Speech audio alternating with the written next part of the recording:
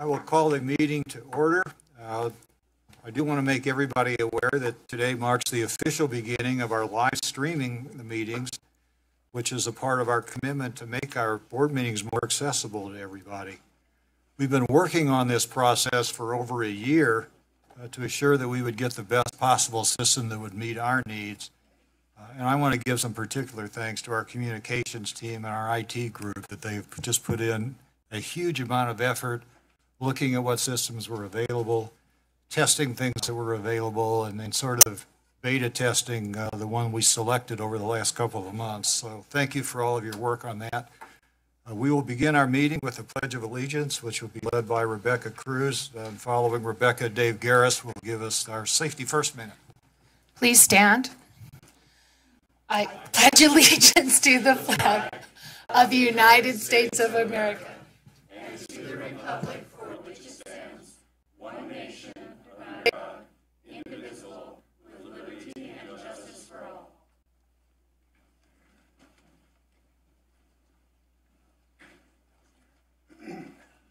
Thank you, Mr. Chair. Just 3 items again to leave you with.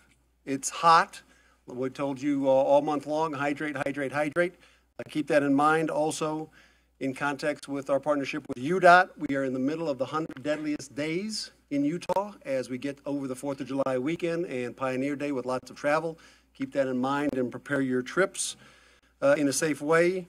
And last, I just want to highlight, as many of you were getting ready for the board meeting today, we were conducting an emergency exercise at the Ogden platform with our front runner train.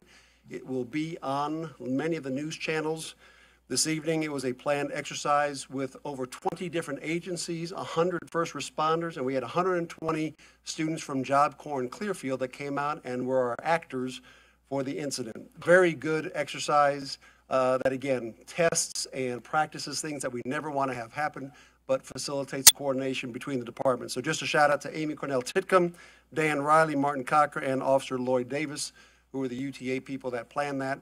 But again, 20 different agencies, great response. We actually had airlift helicopters came in and participated in the play. So great exercise this morning, and we have another one coming up in August. Thank you, Mr. Chair. Thank you, Dave, and thank you for all your work on these, and we agree. We hope that we never have to do these.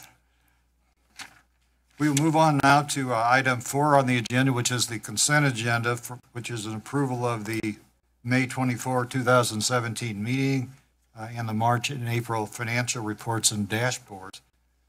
If there are no questions about those documents, I would call for a motion to approve them. Any discussion? All in favor of the motion say aye. Any opposed? All trustees present voted in favor of that motion.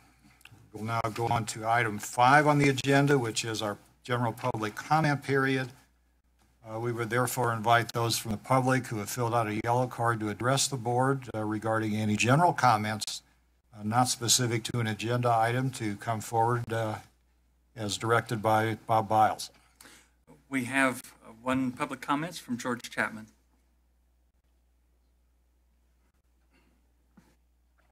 We've said this before. I'm representing Utah Transit Riders Union. Our concern is the priority for UTA should be service, service, service. Service increases at night, weekends, and on holidays. Unfortunately, $6 million is going to be spent by UTA on projects. That $6 million would be better spent, we think, on 21st South bus service expansion. To operate the S line, which is what you're going to be spending the $6 million on, making it instead of a 20-minute route, you're going to make it a 15-minute schedule. That's double the cost of operating a bus. And the bus on 21st South that operates between Sugar House and the University of Utah stops at 9 o'clock, as Trustee DeLay pointed out a few months ago. Actually, the majority of students at the University of Utah are over 21, they can drink. And Sugar House has a lot of bars and entertainment. So all of a sudden we're ignoring that fact, and we're trying to double track and spend a lot of money on the S line instead of expanding service on 21st South past 9 o'clock. 9 o'clock is not a good stop time for a bus like that. So I'm encouraging you to reconsider the idea of S-line double tracking and have a vigorous discussion at the board level about that, because that S-line double tracking, it doesn't make sense. It is not cost effective. Again, a better way to spend the money would be on increasing the time of the 21st South bus. Thanks for listening. Thank you for your comments. If there are no other comments, we will move on to our President's CEO report. And I would ask Mr. Benson to address the cost factor with respect to the streetcar line expansion.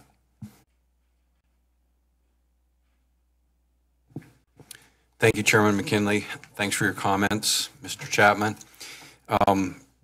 Trustees, you've received my President CEO report for this month, and there are just a couple of things I'd like to highlight out of that report. First is the Sugar House streetcar project. So what I will say about that is it's a great opportunity, the partnership with Salt Lake County and South Salt Lake. These are funds that were allocated by the county, approved by the county council, to allow for double tracking of a segment of the streetcar between 3rd East and 5th East that will allow us to reliably move from a 20-minute headway to a 15-minute headway.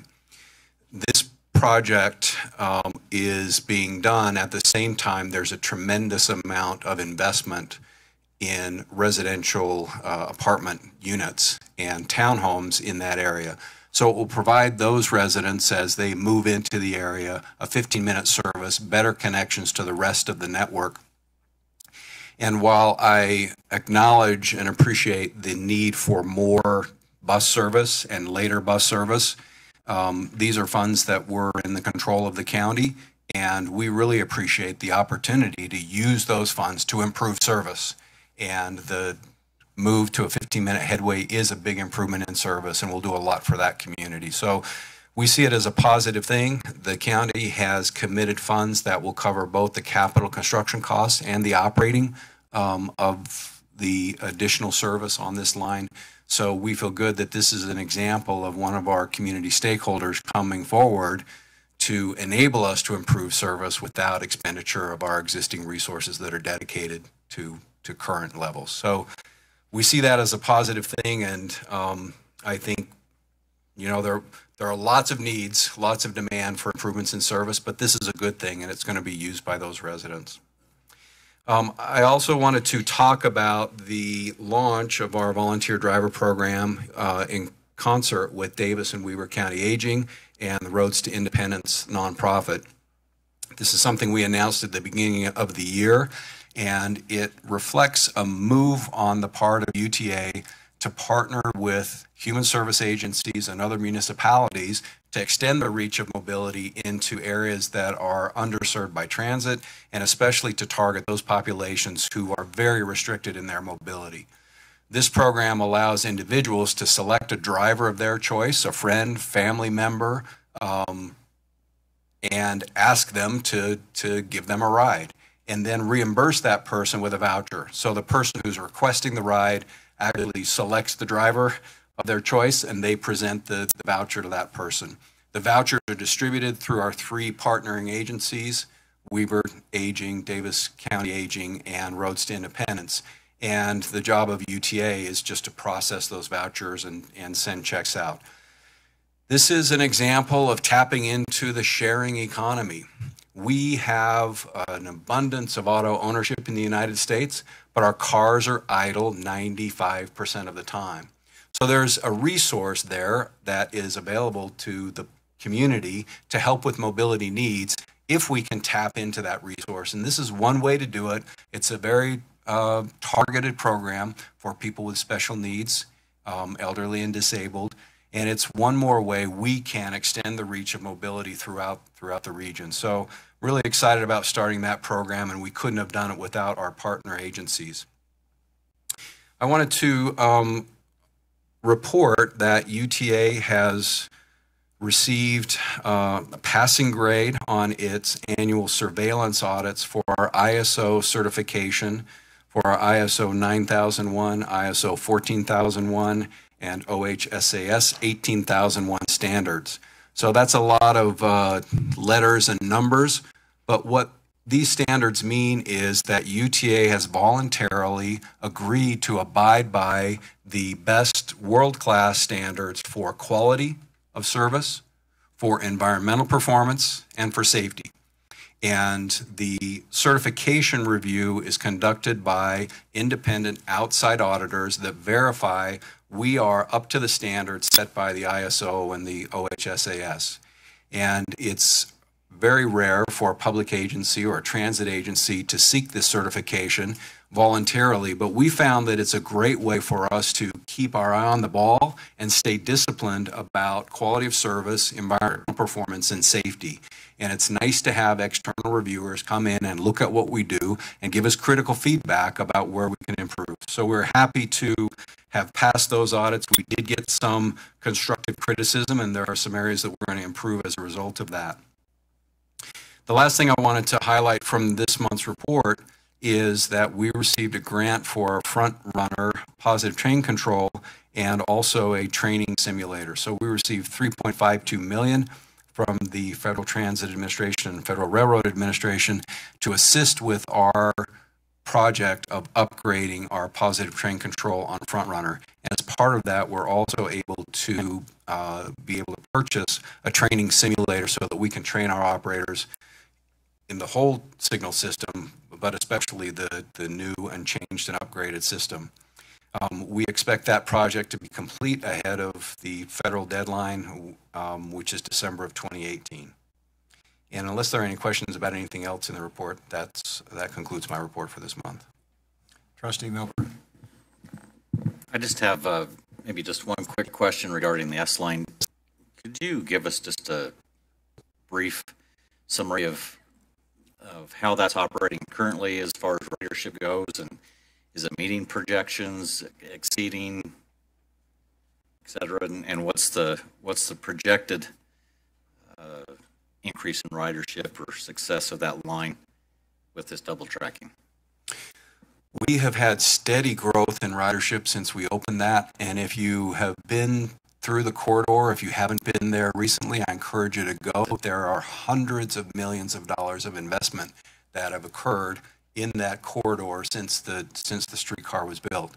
Our ridership is up 36% since we opened the line, and it's been steadily growing every month since we opened it. And as these new developments, these apartment buildings and businesses and restaurants open, that's going to just continue to grow. So I can't tell you what our 20-year projection number is, but all indications are this is going to continue to grow. This double tracking idea, I should point out, is not a new idea. This line was built with the expectation that we would double track the entire line and that we would be able to increase frequency over time. So it's really nice to be able to take this step now with the help of the county, and we know that the ridership is just going to continue to grow. Yep. Trustee DeLay. You mentioned in your president report about bottom of the first page about how the S-line, the numbers have been up first 4 months of 2017. Love that. I think I heard on the news last couple of days that it's like 40,000 riders a month, 1,800 a day. What I miss in the president's report and in our general meetings is there is never on a regular basis given the statistic of the month of how many riders we have in the system per month, what our projected goal is, and what our growth is going to be and how we're going to get there. This is a business. We want to increase riders and users. It's a wonderful system, so I would like to see some minor statistic from somebody every month at our board meeting as to how we're doing.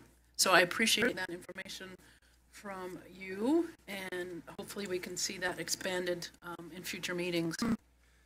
So if I may, Trustee DeLay, direct you to the financial statements that were on the consent agenda, and we do include with our financial statements, a performance dashboard each month where we present the ridership for the month and the changes up or down. And we also, on our website, publish Right. after these are approved by the board, so they're a little bit late, but we publish our ridership and reliability performance. And we're happy to provide more information if you'd like, down to. We have the raw data. We don't have our goals. For example, are we trying to increase ridership this year by 20%? And if so, how are we going to get there? That's the stuff I want to know as a business person with a product. How am I going to increase sales? And I think that's relevant here. And how are we going to work towards those goals? Data's data. Goals are different. Thank you. All right, thank you. Thank you. Are there other questions or comments? Mr. Chair, maybe just one other, and this is just a general question. You might not know the information off the top of your head, Jerry, but maybe for the future, it would be interesting to note the value of the properties along the S line prior to the S line going in, and what the current appraised values are, and what's even coming online in the near future as far as what's under construction and in the foreseeable future, just to gain a perspective of really monetarily what's going on in that area. And I might jump in to say that most of that is rental properties, and that's difficult to establish values other than the cost to put those up and maybe what the rental rates are, because 99% of all high-rises going up in that area are apartments. But I would imagine there's still a value somewhere. Well, there's a value because there's still property tax revenue, and there would still be surrounding sales tax revenue in the area. But you won't have that for another year. 'Cause Or right jobs. now, probably the assessed value is $1. So next year we could see that. Right. It's not real. Yeah.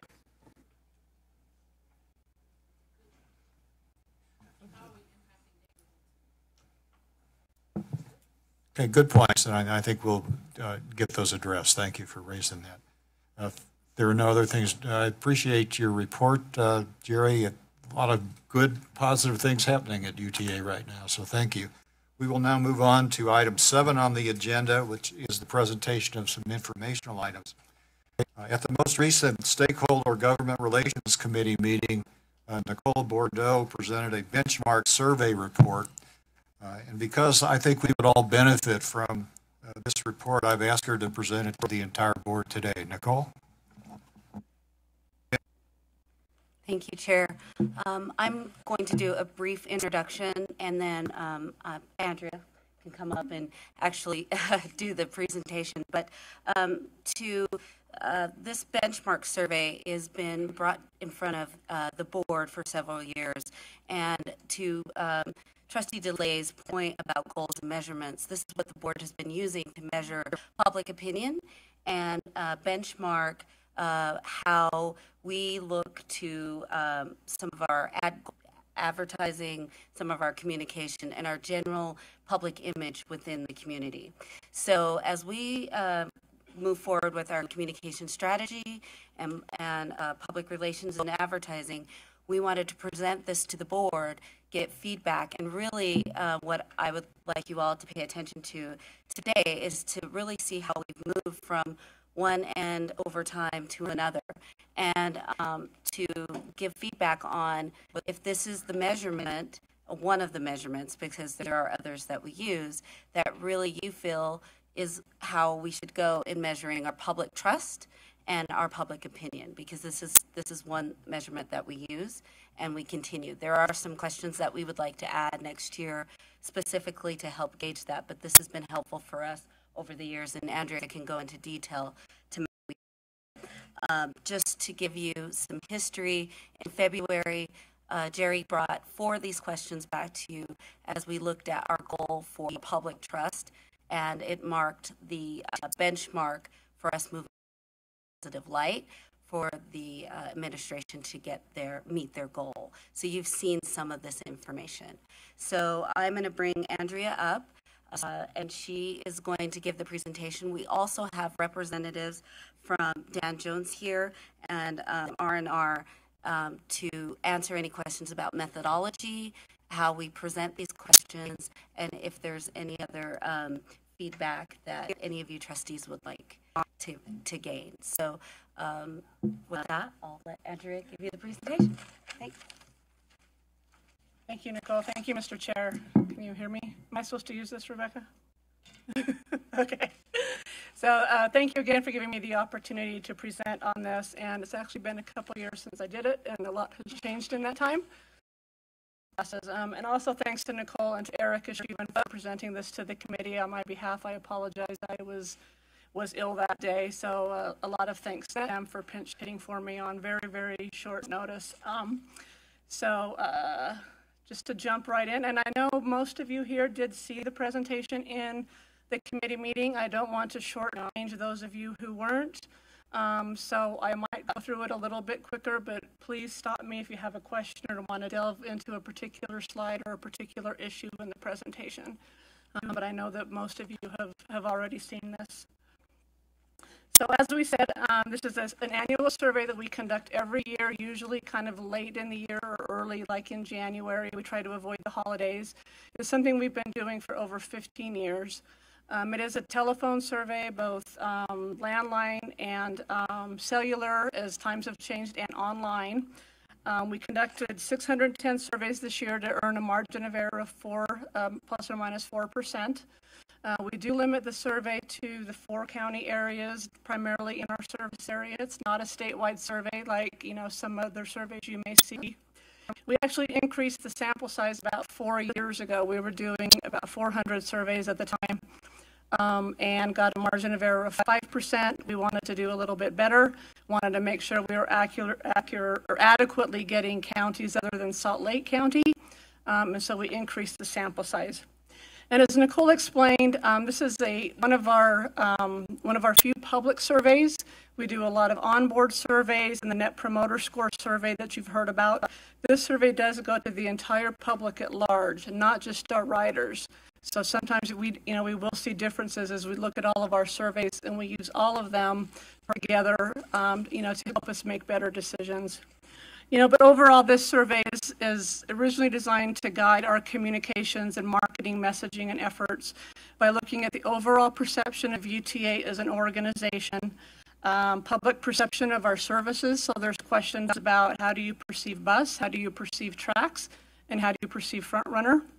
We ask about some of the benefits and the barriers to riding, and kind of some high-level reasons why they don't ride.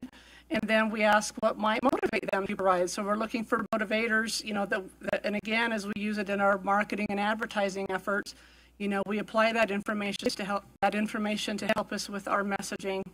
And then lastly, as we look to find out where people are seeing information about UTA or where they might look. So that helps us with placement of our messaging and all the strategies that we employ. I think, again, most of you saw this. Some of the demographics from the survey are relatively even split between male and female. We go for a broad range of age groups, so you can see the percentages there.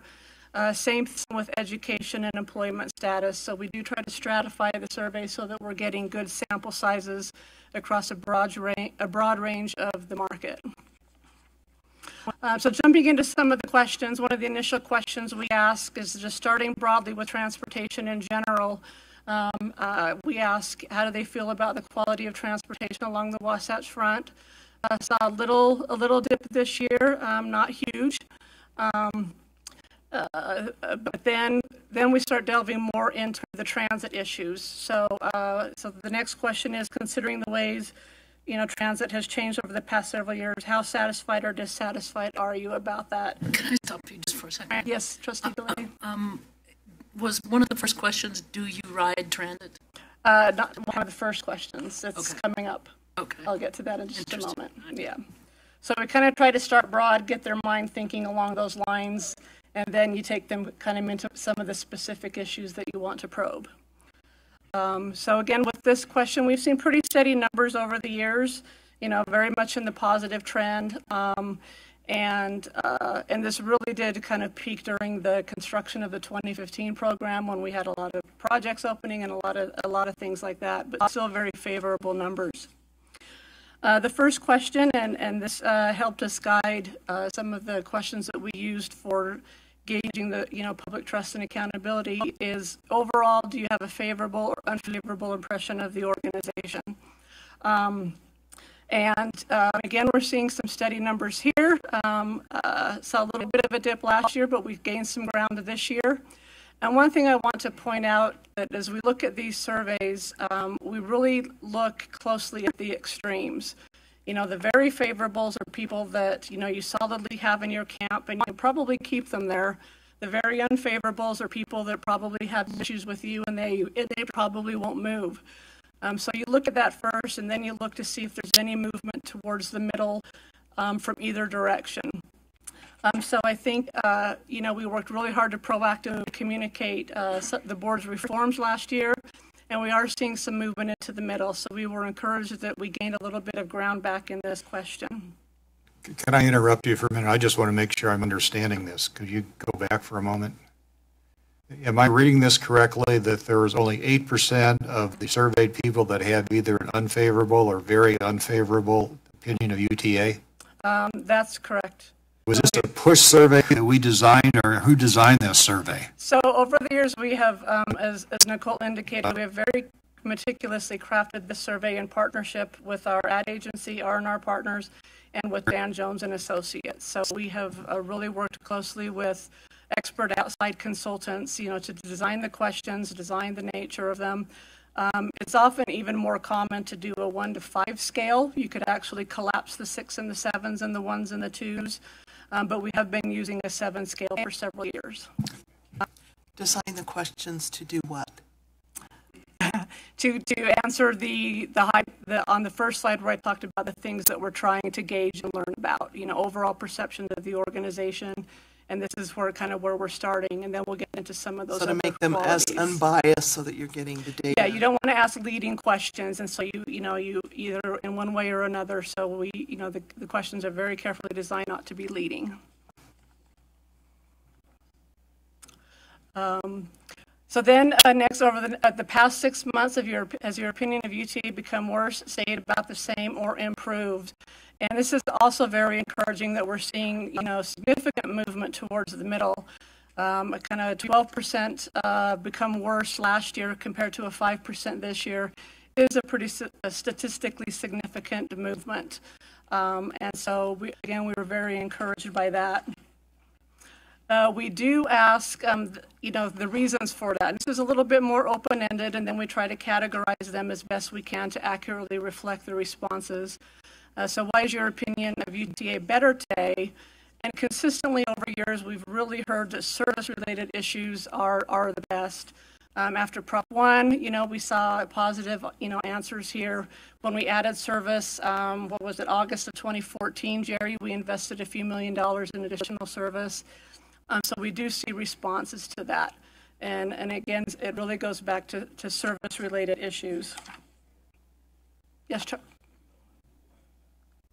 The slide that you had before? This one? Yes, so 2016, if I'm reading this correctly, making sure I'm clear. So 2016, we had stay at about the same 73% and then become worse, 12%. But then 2017, it went to 81, about the same. Could one assume potentially that those folks that were not really, had become worse, potentially said, well, it never got better? That they never got better? That their assumption, that they're, I guess I'm not articulating this right now. What I'm trying to get to is, we had folks last year that said, 12% of them said it's become worse. Correct. And then in 2017, only 5%, but then the stay at about the same went from 73 to 81. Yes. Could one assume that the 12%, that their opinions of the agency haven't gotten any better, so it stayed the same? Yes, so they did move up to the stay the same category. Okay, all right. Correct. That's what I just want to make sure I'm clear on. Yeah. Thank you. Mostly I was noting that it's a pretty notable movement. So Correct. So we hope to move them to getting better. So that's what we're working towards. Well, Trustee Bell. I mean, you have to read it in the context of the first slide, right? If you had 80% unfavorable and you stayed the same, then you're unfavorable. Yeah. But if you read the context of the first slide, you combine very favorable, somewhat favorable, or favorable and somewhat unfavorable. You're what, 74% is in the favorable category. Neutral adds a 83 or 4, maybe 85. And this You're layers staying, upon you're staying the same for 81% of the people. You always want to improve, but that's the context of staying the same. I think you have to say that. I don't want to misread that, and I'd like Dan Jones people to tell me that. You want to maintain what you have and hopefully move but I mean, that's in the a way more I would positive read direction.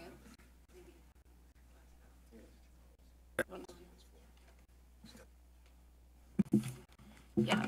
So just like you were saying, if the majority of the people have a generally favorable impression, then if their opinion is staying the same, then it's an overall favorable opinion. So yeah, all of the data ties together that way. So staying the same is, whatever they say their overall opinion was. And we have some more questions later about compared to last year. Has it? That is this question. Sorry. Yeah. So does that answer your question? But here, just to clarify, we have not asked them yet if they are writers, but we're getting an 80% response of favorable. Favorable impression of the organization. Okay. Yeah. So we're starting with perceptions of the organization. All right. Conversely, we asked, why is your opinion of UTA worse today? Clearly in past years, we saw responses about some of the issues and things that we have dealt with in the past. But we saw a pretty significant change this year, which again, as the board has worked really hard on several reforms over the last couple of years, and we've worked really hard to communicate that. We're hoping that correlates with this question, but those are some significant changes in some of the negative issues that we have faced in the past. Did we ask them where they got their information? I'm getting to that. Great, thank you. I'm sorry to keep you in such suspense.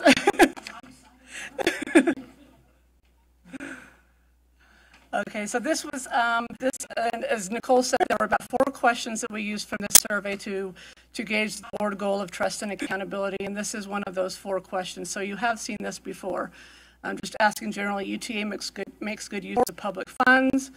We've remained relatively constant over the years. We did see a drop last year, but we gained some pretty significant ground back this year. But over time, if you were even to look, further back, we've remained relatively consistent. And, between 4 and 5 out of a 7 is still in positive territory. But again, this helps us look for ways that we can improve our messaging and our communications to further build on that. This is one of the other 4 questions in there. UTA is responsive to the community it serves. Again, we saw a little bit of a dip last year, held steady this year. So not a tremendous amount of movement with this question. UTA is held accountable to the public. This question is the 4th one, and we just added it last year to help expand this notion and in regards to the board goal and get more to the trust and accountability question. So we only have 2 years of data on this, but we did see some improvement this year. So again, overall, as we presented the 4 questions that pertained to the board goal of trust and accountability, we saw a slight improvement in all of those this year. Okay, so this is where I mentioned we look for kind of high-level favorability of our services. So I have a favorable impression of tracks. Here's the last 3 years. It's still in a very, very favorable category in the mid-5s. But we do see movement from year to year. And if you look more at the middle categories, we are seeing some movement to the middle. So that is something that we might probe further and, in focus groups or with some other issues if we felt like it, but still in very positive territory. Same thing with buses. I have a favorable impression of buses. We did see a drop this year that I would be interested in probing, but I just have to say, as I've done this survey and done focus groups over 10 years, we've seen a drastic improvement in the perception of our buses. We used to receive in focus groups, a lot more negative comments about the buses, operators, and cleanliness, and we took that back to the business units, and they enacted action plans to improve it. And I just have to give kudos to them that we really have seen improvement, even though we had a slight dip this year. They've done a lot of work to respond to some of the things we've heard 5 and 6 years ago. As part of that question, I'm just curious, what did we explore in the underlying comments, or have comments specific to what they don't find favorable or what they find favorable? Is it the interactions with the operators, the cleanliness? I mean, to your point earlier, is it about cleanliness? Is it about timeliness? What is it that's pushing Not it one in way or this the other? survey, since it's a quantitative survey. We didn't have an open-ended question about this, but that is something that we would further probe with focus groups. And the reason why I asked that is it'd be nice to know what area. You said you had mentioned that you'd gone back to the business units and shared this information, but specifically if I were running those units, I'd like to know more about the specifics. Yep, exactly. Final question with Frontrunner, a favorable impression of Frontrunner. Frontrunner was the shiny new toy back when we opened the South Line in 2012. It still is in a very, very favorable category. See a little movement from year to year, but nothing too dramatic. We do ask this question just to kind of gauge kind of our competition. Do you have a car or other mode of transportation available for your needs? We finally got to 0%, don't know this year. I always wondered about the 1% in last year. Why 1% of people don't know if they have a car or not. And I think somebody suggested it was the teenager who got in trouble and got the keys taken away or something. But we still, our competition is the automobile from a general public perspective. I know when we do some onboard surveys, we see a little bit more transit dependency. But this is a very broad question to say, our competition is the vehicle in the automobile. The next question is kind of an awareness/accessibility question. As you look at advertising and marketing, first you want to build awareness, then you want to encourage trial, and then you want to keep them. And so this helps us gauge, do they have services near their home, and are they aware of those services near their home? And so, very, very high numbers for bus because, buses are a fill-in network, but people are aware of the routes near their home. And Trax and Frontrunner do have lower numbers, but it also reflects the fact that, there's only 3 Trax lines and 1 Frontrunner line. And so the nearness to their home may not score as high as bus service. Here you go, Trustee DeLay.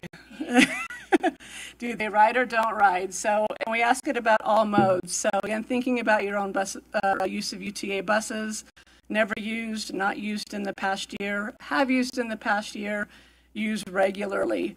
And I'm just going to quickly, because Frontrunner's on the next slide, and then I'll go back. But the point here is, we do have notably higher numbers of people who have used in the past year. We often hear that only 2 or 3% of people use transit. That may be the case for the everyday committed daily commuter, but we do have a lot of the population who may be going to a jazz game, maybe going to some other event in the community, and that a larger number of the community has at least tried our services or experienced our services. And obviously we want to build on that. So that is why we ask those questions, just to see, are people trying it at least periodically throughout the year and maybe occasional riders. And the reasons they do not use UTA, and again, correlating back with the previous question, most of them are service related. Again, it doesn't go where it needed. We did hear the fares are too expensive, is not really pulling in the numbers. The slow reliability and transfers, I actually have to go back and look at why that isn't applicable. Why did we drop that this year, Kristen? I can't recall. Let me check on that. I had a reason for it. So we changed it to an open-ended question So before it was a list and they were picking different items. Okay, so it didn't come up this year. Yeah. Okay, that's right, that was it. Thank you. The prefer to drive notion is something that we want to probe a little bit further because we saw a jump. I think if you, and again, as we correlate between questions, because they're designed to kind of corroborate or correlate with each other, you know, we may be seeing the effect of gas prices, you know, we may be seeing the effect of other factors. So that is something that we want to delve in a little bit deeper. As I mentioned, one thing to say, what would make you more inclined to ride transit? And again, looking for that corroboration, we consistently see service-related issues amongst the top scoring reasons. More coverage, more frequency, more evening service is actually in 4th place, but I did highlight it anyway. Traffic and congestion is still up there, despite some of the highway improvements. What still continues to surprise us is the air quality issue doesn't ever really seem to pop in this survey. But, you know, there's other surveys in the community, you know, done by other organizations that also probe this question. But over time, we just haven't seen that consistently, you know, rank, you know, in the top 3. But again, it's service, and it correlates with questions I've already covered and some still to come. So as I mentioned, as we look to see where they're hearing messages about us, have you heard it's new messages about UTA in the past 6 months? So we've seen a little bit of movement here, and I'm going to explain that in a minute because we've got some follow-up questions. And then we say, where do you see them? And television and radio, some of the traditional methods still pull in the top. The online and internet stuff, which we have invested more in, is growing a little. But I'll explain that a little bit too. It's still a small number because it's a very, very targeted type of advertising. And then we asked about UTA vehicles and stations. Most of the campaigns that we run, we do take advantage of advertising on our vehicles, on exterior bus, interior and exterior tracks, and then we have interior front runner. So for example, now we have a safety and security campaign that's running, and we have ads on all of the modes. And our rider's license, our summer youth pass, is actually, we've got some ads out on tracks vehicles right now. So we do take advantage of our own resources to help spread our message.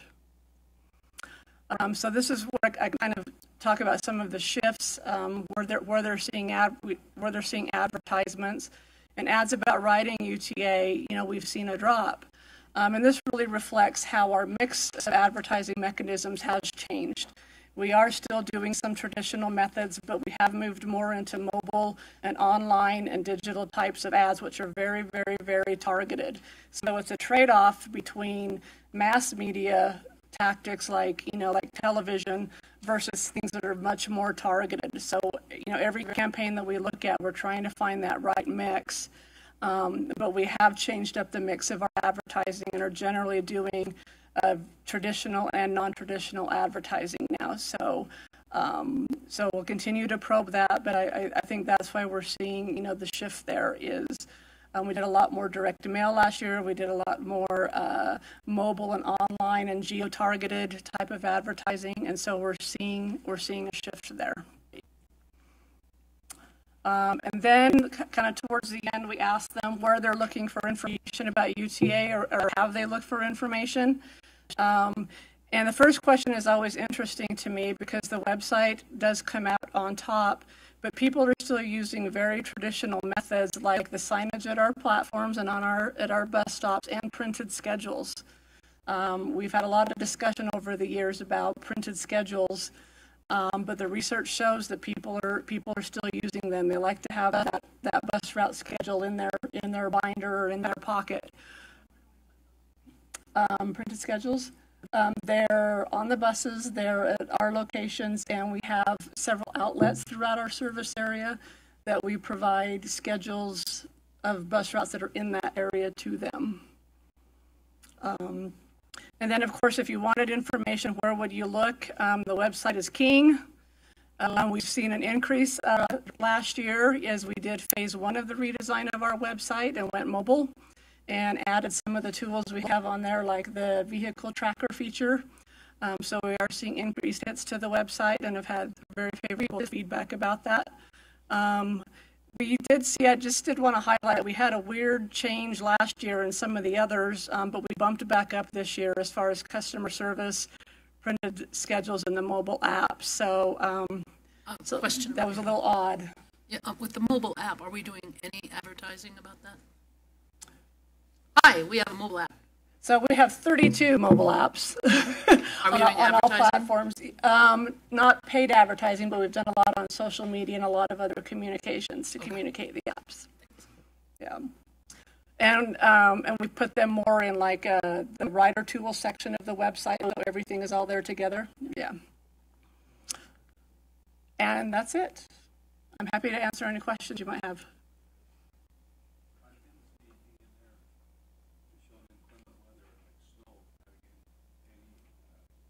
Impact on riding.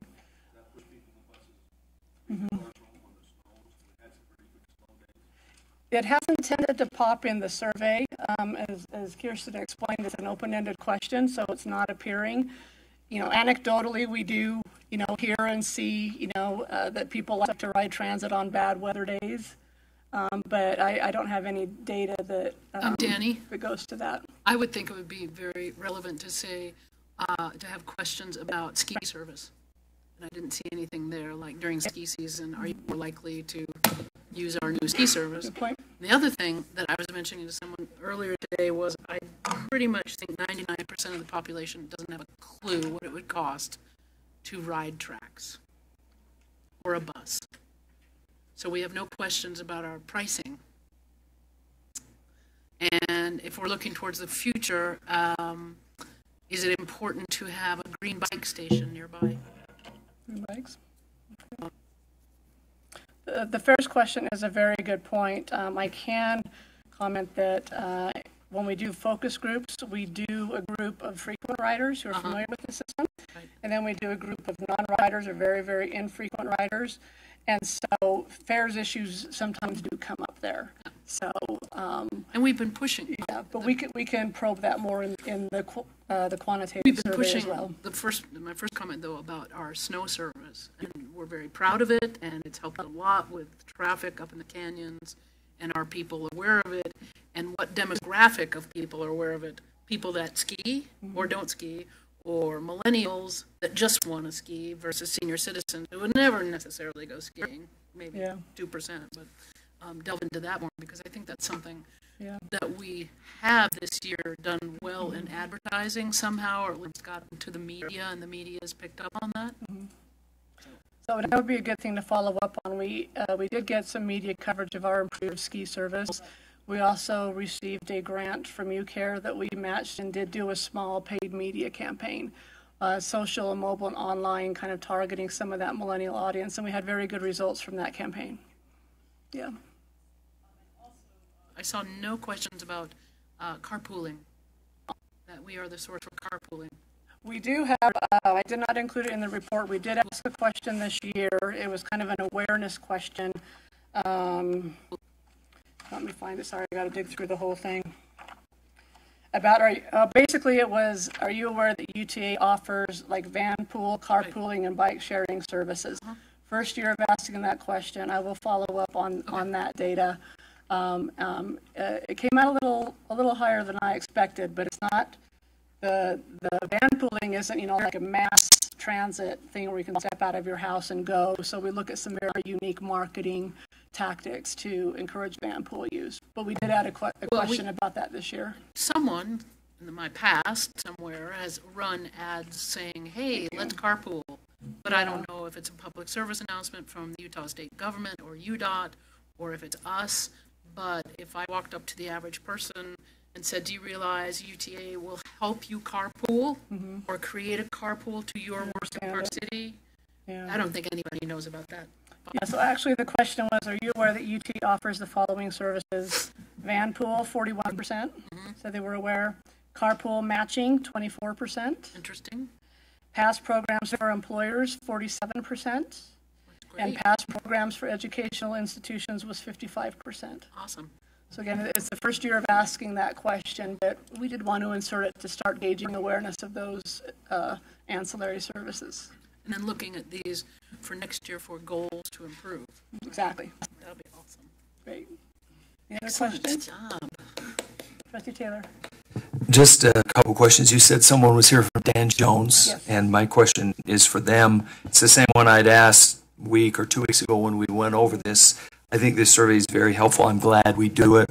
I'm glad that it seems very well constructed, in my opinion, in the questions that are consistent, the time that it's done, etc. So I think there's a lot of good data here, but I do have some concerns when Dan Jones did another survey in January of 2016 for a different customer about the UTA, and the unfavorability rating was more than double, and the favorability rating was significantly lower. So I'd like to ask them to help us understand, what caused that significant swing in the results, because if we're to have confidence that this is truly the image of the people of Utah, but the same survey company produces two dramatically different surveys within a few weeks of each other, I mean, no disrespect, but I have some serious questions about that.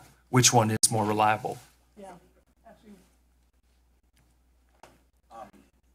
This is Bob Henry from R&R Partners. So that's an important question. And when Andrea raised it before, I went back and found the survey that was done for Utah Policy by Jones with a result that had the answer to the question, do you approve or disapprove of the performance, gave them a 50%.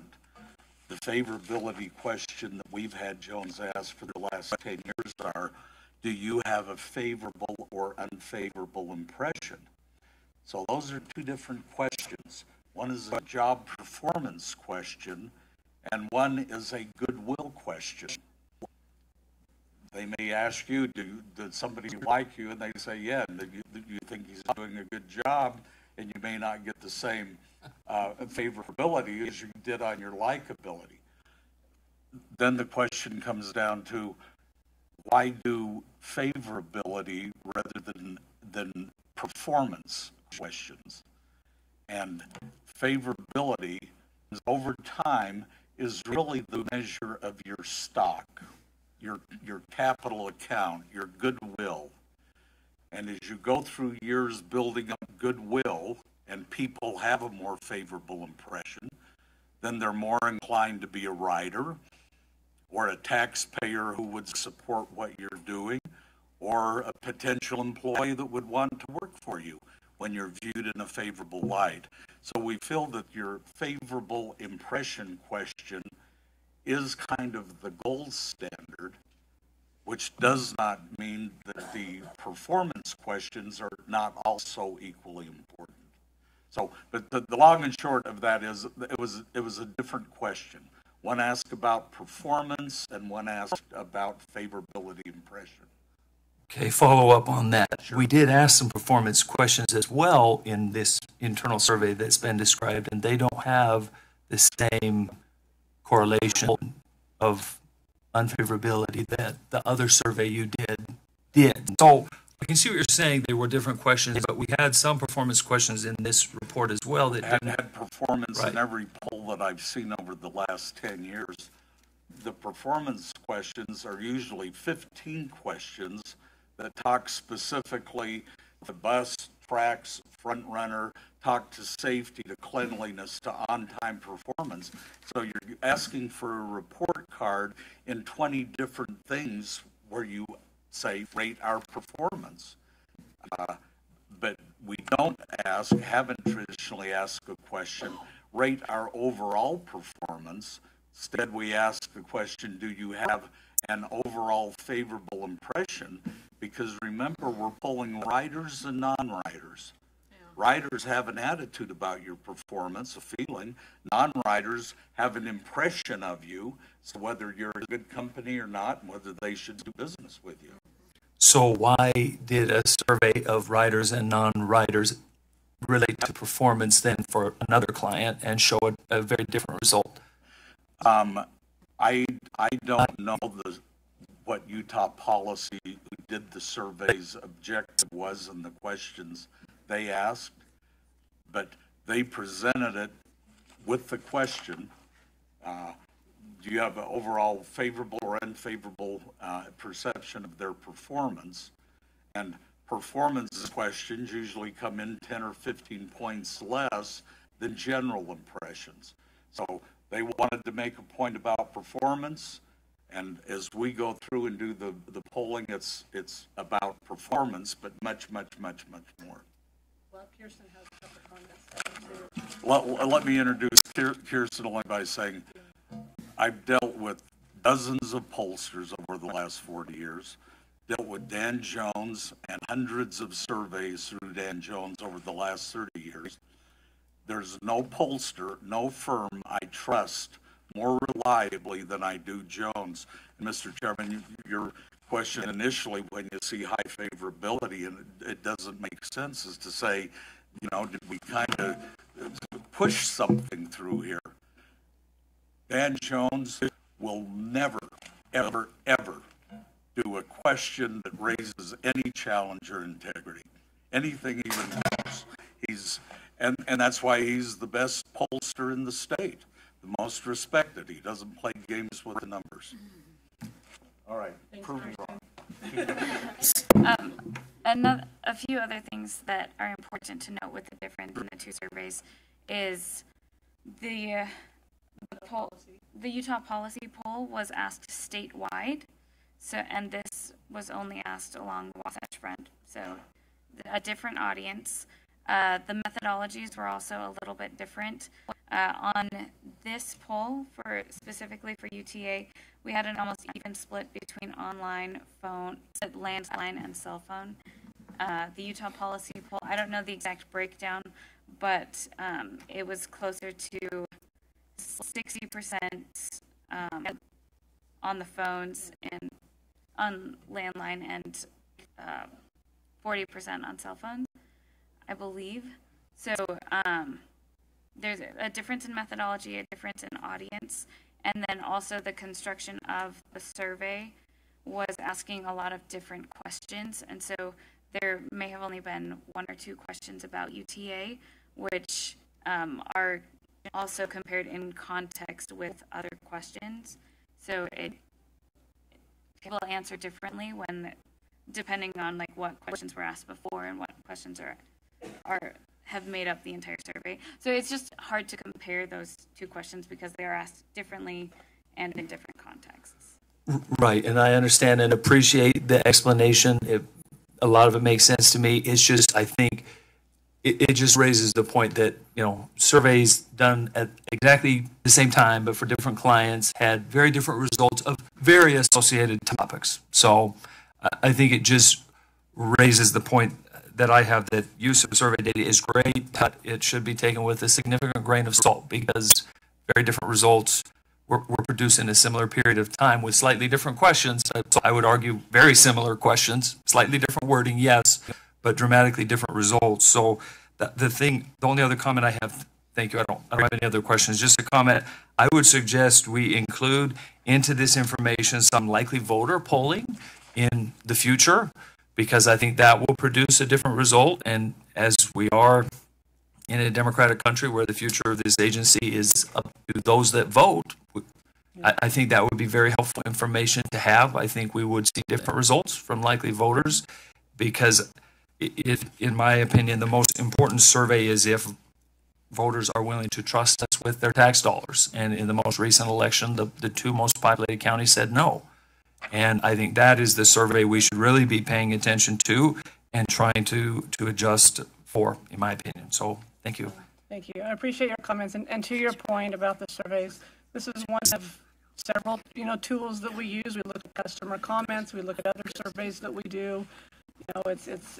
There's no silver bullet in the issues that you are talking about. To that point, that's another difference, that the UTA survey was general public and the Utah policy was registered and likely voters.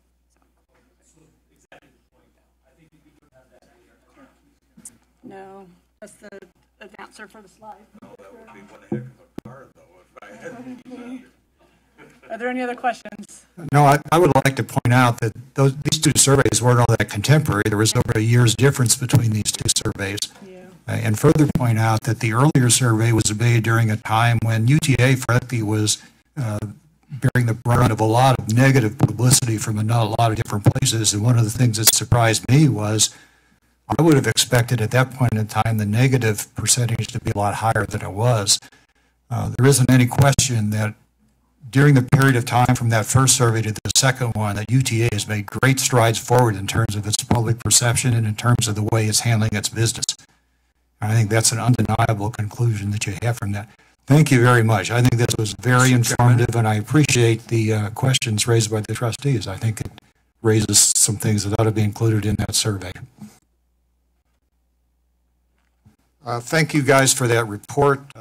I think now we'll invite Todd Provost and his team to provide a kind of an inside look at the operations aspect of this agency, things they do to ensure that we have efficient and effective bus and rail operations. Thank you, Mr. Chair. Trustees, I appreciate the opportunity, and I appreciate everybody coming to hear about operations and service planning today. It's exciting. I agree. We have the wrong presentation. Operations. And do a little song and dance while I'm waiting, but would not be pretty. Not be pretty at all. While Rebecca's bringing that up, I hope I'm going to give you a high level as Chair has asked us to come and talk to both Finance and Operations Committee, and then bring it to the full board. Kind of a high level description of some of the great work our people are doing to deliver day-to-day service. So today, I hope to leave you, when we bring the presentation up, an understanding of our operations planning team. They work very closely with our service planning team. Ultimately, I want you to know that our planning team, both operations and service planners, are great stewards of our community resource. They do a fantastic job. Through careful management and responsible management, they ensure that we do deliver a high quality of service that provides people with mobility options.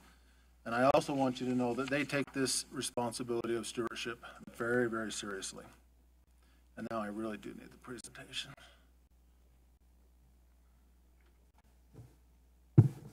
It's loading. Mr. Chairman, I could make the comment I had before if there's time while we're waiting, if you'll grant it.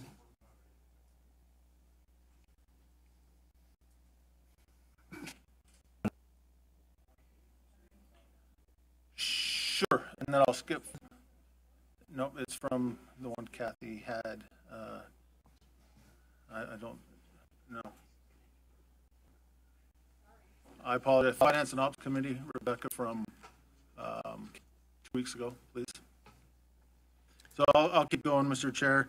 I believe, as I know you all believe, that our customers and stakeholders deserve the most efficient and effective service. So we spend a lot of time working on our service planning. While we operate 362 days a year, and I know some would like us to operate 365 days a year, we are planning and continuously improving our service all year long. We do a lot of things. For example, thanks, I'm just breaking everything. I apologize. We do a lot of things perfect. Here we go. So I'm going to skip forward.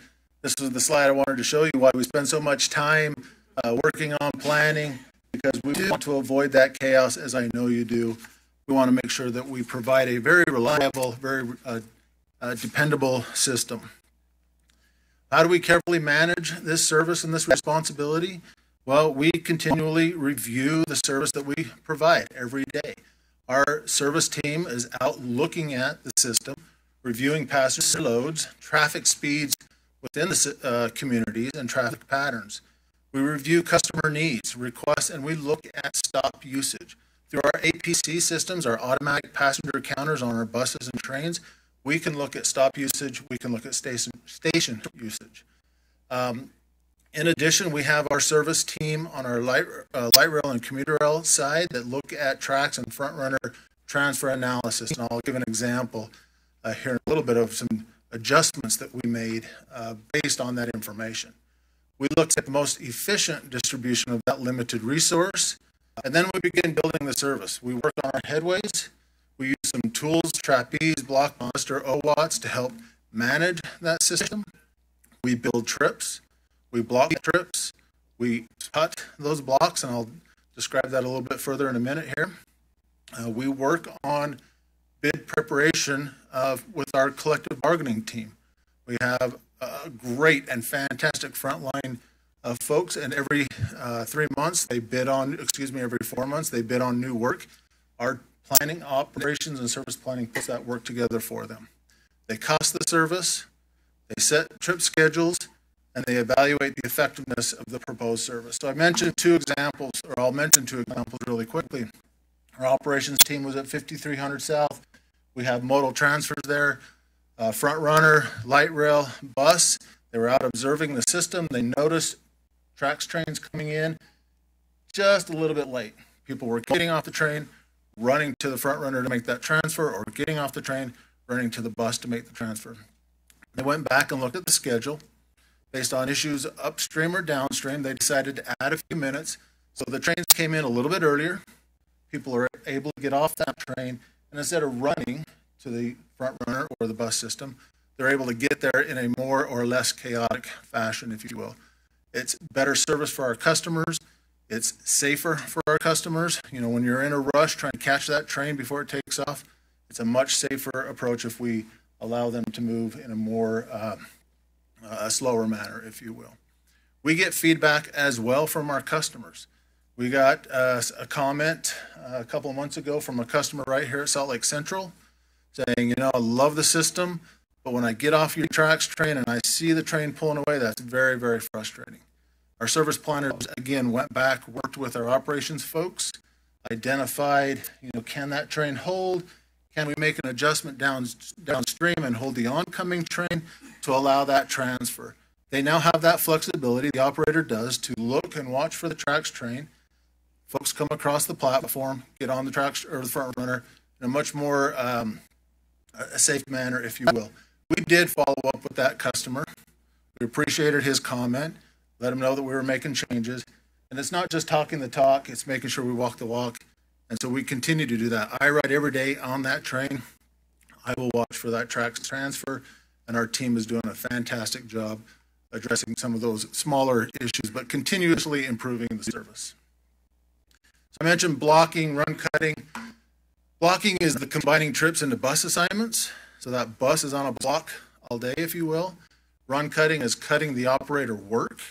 So within that block, the operators, you know, you may have multiple operators working or running the work. Our team puts those, goes through and schedules all that work, designs the blocks, designs the run. They do it while they're keeping in mind operator work and compression. Not every operator is qualified to operate every mode, making sure vehicle availability is there, making sure we don't violate contract rules, identifying and understanding the staffing and operator work, as well as vacation bidding. And then our rail team, we have requirements with the Federal Railroad Administration. We have to maintain hours of service. So our rail planners will ensure that that work that they create does not violate any hours of services regulations that we have with FRA. So we use a tool called FADE, fatigue analysis, to make sure that the work created is doable, if you will. If they don't pay attention to the work, our service team, if they don't pay attention to that work very closely, it will have an impact on budget and pay. It will have an impact on efficiency and reliability. And it will have an impact on maintenance and equipment needs. So if they are overrunning, for example, certain buses, our team needs to be able to maintain them every day. So they keep an eye on the fleet. They make sure they're not overutilizing, overcommitting. But it's a very, very detailed dance that our team is putting together. So in our Salt Lake business unit, for example, 60 routes, 331 blocks, 403 weekday runs, translates into just about 3,000 trips that they are making sure they manage in a very efficient way. Our rail team manages 5 routes, front runner, streetcar, the light rail system, 252 blocks, 210 daily runs, and 1,500 trips every day. That's the service you see out there or you hear about out there every day to serve our customers. This does not include special services. So when they pull all those things together, these are the things that Andrea mentioned a little bit about schedules, all that chaos and chaotic work that they pull together. They make a really, really great schedule, a very reliable schedule, and a very accurate schedule. These are posted on trains. These are posted on buses. They are posted at various locations, as Andrea mentioned, and they are continuously scrutinizing and looking at those, as I mentioned in the two examples earlier. One of the things that I don't think a lot of folks understand, 85% of the days that we operate, we have special service, special event, whether that's a BYU game, a U of U football game, something at the Eccles facility. There is something going on that we serve in a consistent manner. We maintain an event calendar, and I was talking to Trustee earlier. Every month, we have a calendar that identifies all the events that are going on within our system. We have events that range from 200 people that we service to 18,000 that we service at the football games, for example, in the fall. So this Saturday, I didn't print June, but let me give you Saturday, the 8th. 8 o'clock in the morning is Downtown Farmers Market. 11 o'clock a.m. is the Venezuela Festival. 1 p.m. is the Salt Lake Buddhist Temple Festival. 7 p.m. is Salt Lake Monarchs versus, and it cut off, so Real game. And that's a very good point. Each event may be 200 to 18,000. We have had a lot of weekends where we have Comic-Con, a football game, a BYU football game, and our team from Timpanogos to Ogden do a fantastic job with their service planners to make sure that we are putting out a very reliable service, not only day to day, but to accommodate those 85% of the time we have a special event. More trains. Football game, we add up to 8 additional trains for a football game with parallel bus service. So if you are on a red line, for example, on a Ute game day, and you try to get on at Library Station, and it's packed when they open the doors, and you can't fit on there, they will send the train and they'll point across the street and say, but we've got a bus on the other side of the street, across the street. It's our overflow bus. Get on there and we'll get you up to the game. We do that taking folks to the game. We do that bringing folks from the game. We can clear the stadium in conjunction with the University of Utah in 45 minutes. 45,000 people. We're carrying up to 18,000. And if you haven't been there, it's a great thing to see. We have a 6th floor where we observe and we bring trains down and buses to see a mass of people come out of the stadium. And we're able to move in conjunction with the stadium, 45,000 people. It's impressive. We've done it as quick as, and knock on wood, 29 minutes. So it's a fantastic effort that our operations and service planners do together.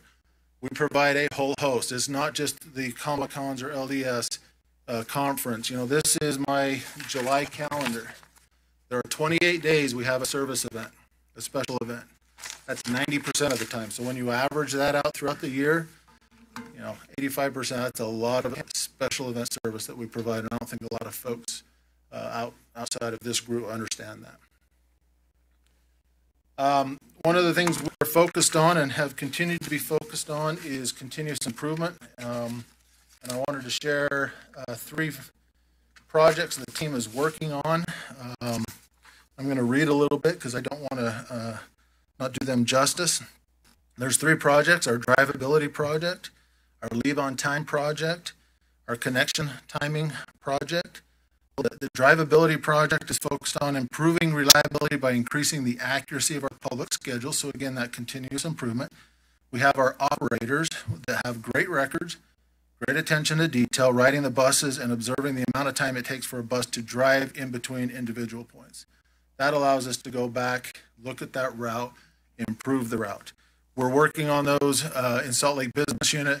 That is an enterprise project we'll be focused on. The Leave on Time project is a joint project between service delivery and our ops team. So we always want folks to leave on time, right? But if we can get them to leave within 1 minute of that on-time window, so within that 5-minute window, leave within 1 minute, if they encounter delays within the system, you have more flexibility to address those delays from a service perspective. So I'll give you an example. Downtown, we started noticing, even though we were leaving on time, we'd get to the airport and 14% of the time on routes, a certain day, we were late, greater than 5 minutes. We started looking back. Folks were leaving on time, so we could eliminate that. We identified some issues with our ATMS system, our traffic management system downtown. We're able to go in and correct that issue by watching this through a project like this. And then we have a connection timing project, which is the third one I'll mention. 53rd, I give you that example of adjusting the times and the meets.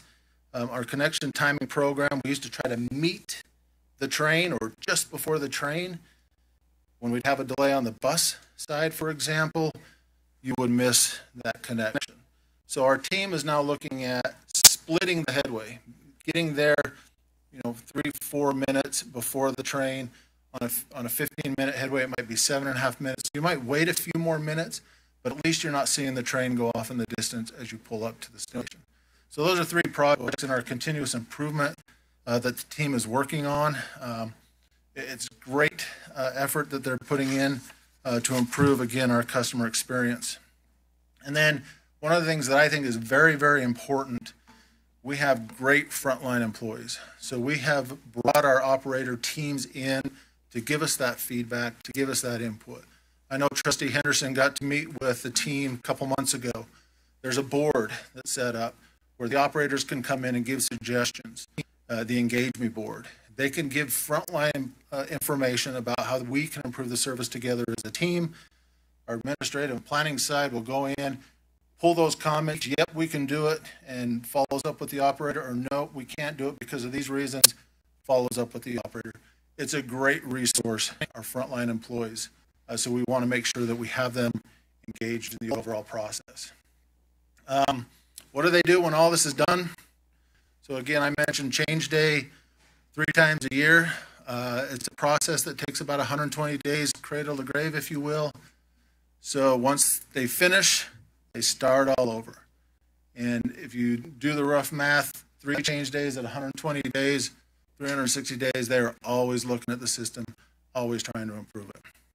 The last thing I want to mention, we have a great team. We have fantastic operations and service planners.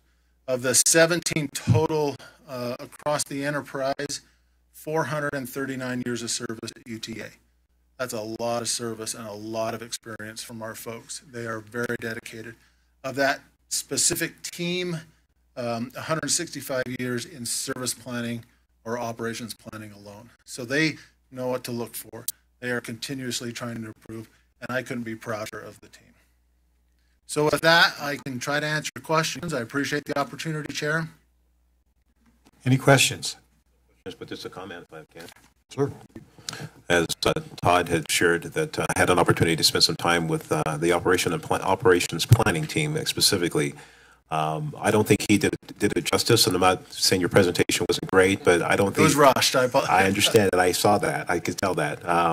But for those who are part of staff and, obviously have an intimate knowledge of what happens and how we deliver service, they obviously know what we actually do here and as an agency to deliver that service. But I think there are folks that are sitting out there, and there are folks that are probably watching this that have no idea really what's going on behind the scenes to make sure that those buses, those trains, everything happens without many errors or issues. I mean, in fact, Jerry's many times has brought staff and operators and employees and shared, we're focused on safety here, and we're not only focused on safety, but we're also focused on service delivery. And I will just tell you what I saw from being an operations person, it's phenomenal what the folks do, and so it's a true testament to the leadership of the organization. Wish Cheryl was here because you didn't touch too much on special services. Right. And that in itself, it's a tremendous effort to make sure that the folks that need that service, paratransit, flex trans, what have you, have that service and really don't really understand and appreciate what's happening behind the scenes to make sure that that happens flawlessly. So to you, Todd, and to your team, and as well as Jerry, I appreciate the opportunity to be able to kind of peek behind the scenes, behind the curtain, so to speak. But, I think it would be a greater I would like to see greater fanfare about and all the efforts that you're putting into it. So thank you so much for that opportunity. I appreciate that, and Paul, we appreciate the opportunity. And while this was quick in 15 minutes, you're right, there is a lot of work that goes into it. From Ogden up north, Tim south, Trevin Blaisdell, Ken Annison, who's here, to the Debbie Skeenan team. It is truly a pleasure to watch them work together, to get to participate with them, and to learn from them, because they're doing a great job. Todd, one of the interesting things that I've noted is when we have some of these consultant teams come in here to look at what we're doing, frequently the response is, we had no idea this operation was so complicated, and it truly is. You do a great job, and by the way, it's been a long time since I've gotten off of one train and seen the other pull away. So thank you. I appreciate it. Thank you. Yeah, Court? Yeah, just a couple of quick questions. I note that when some of these special events happen, we get a little bit of free press. The news or whatever will comment and say UTA has added extra service to handle the demand, and I know I hear that regularly on conference weekend. But do we get any of that free press for the football games or any of these other events that are happening where we really do have to go a long ways to increasing capacity? That's question one. Sure, and the quick answer is we don't do enough. We don't have enough. We work very closely with Andrew and team, and we do a fantastic job. We also put things on our platforms as well. Could we advertise a lot more? Sure, I think we probably could. But we're doing a pretty good job now sharing. We also work very closely with the University of Utah, for example, on football games. Coordinate with them. If you look at every ticket everybody buys, it has, your ticket is your fare. So we don't do, I could maybe invite Andrew, but we do a great job. Is there room for improvement? Sure.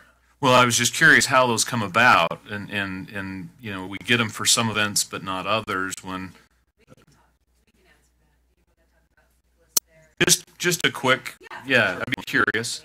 Thanks.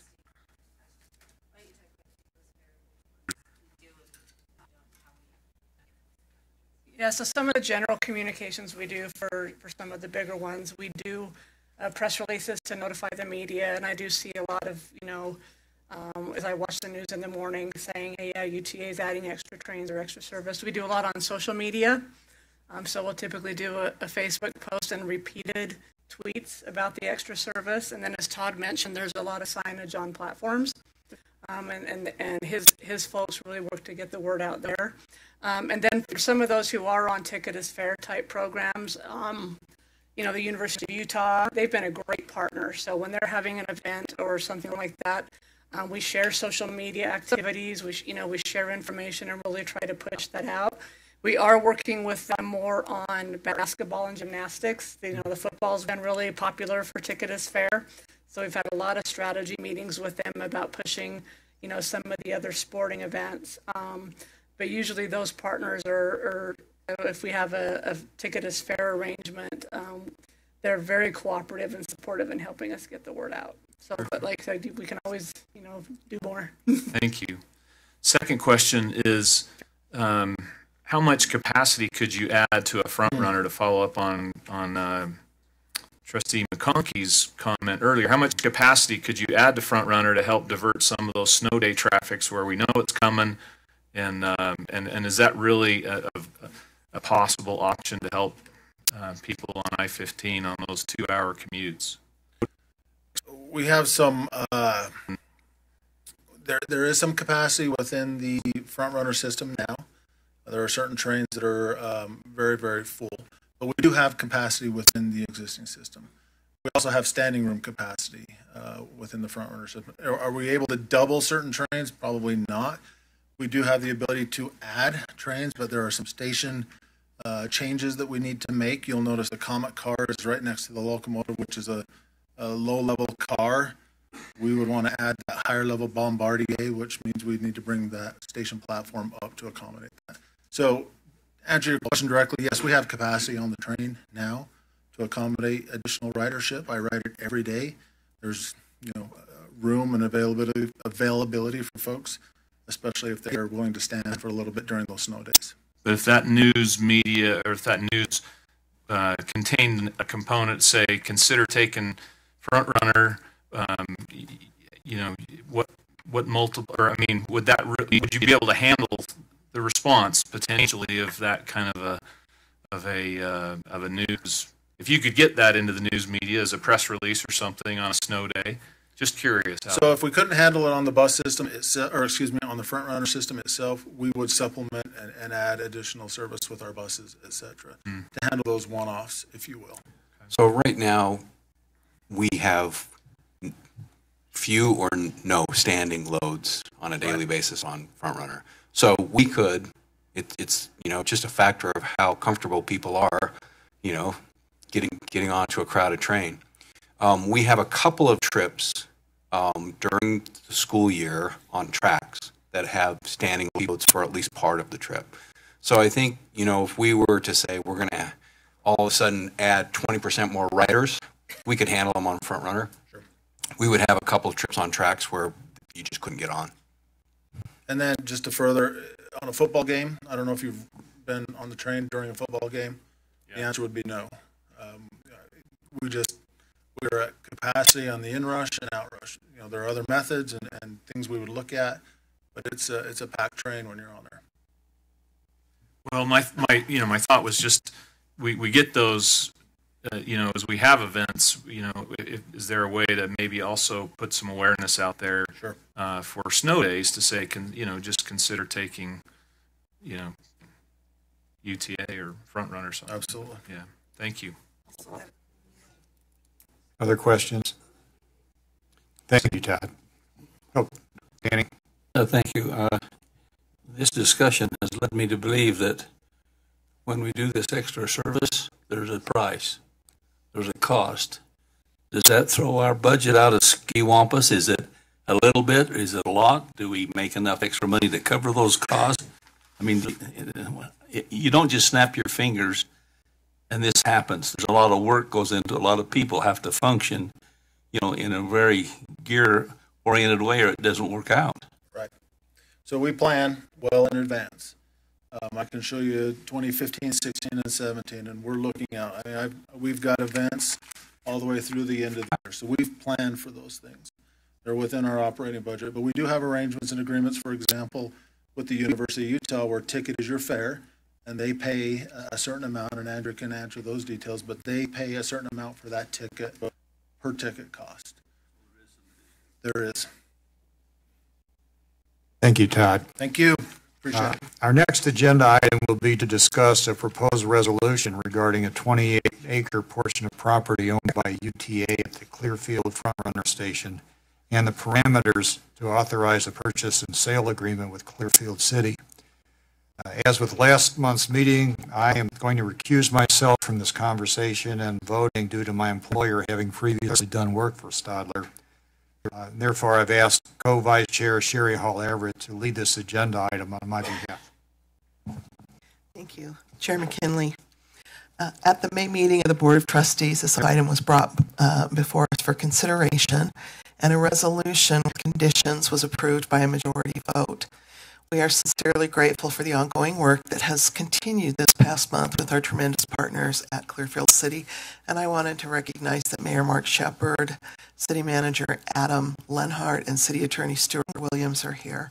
And also from Davis County, our Economic Development Director there, Sean Buse, and Megan Christensen. Just as a note before we proceed, I want to remind people about the process that the board has undertaken as it has moved to make the decision regarding this property. UTA took ownership of this property in 2002 as part of UTA's purchase of the railroad right-of-way from Union Pacific Railroad in order to build a commuter rail system. In 2010, a coalition of elected officials and planners adopted the Wasatch Choice 2040 Plan, which identified Clearfield Front Runner Station as the possible location ideal for future concentrations of population growth. In 2012, Thackeray Garn Company purchased the development rights for this property at the Clearfield Station.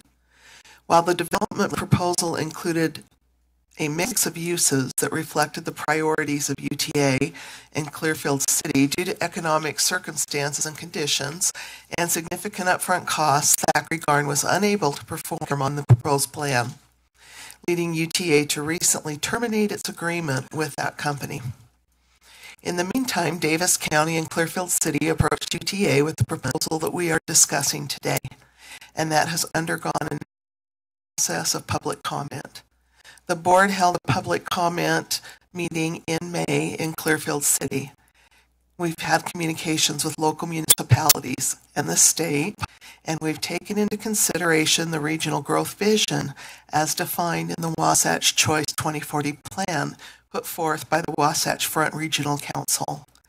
We also need to satisfy several federal transit administration requirements, including protecting the transit critical infrastructure and access to the station, and establish and receive fair market value for the property, which the board has considered as well.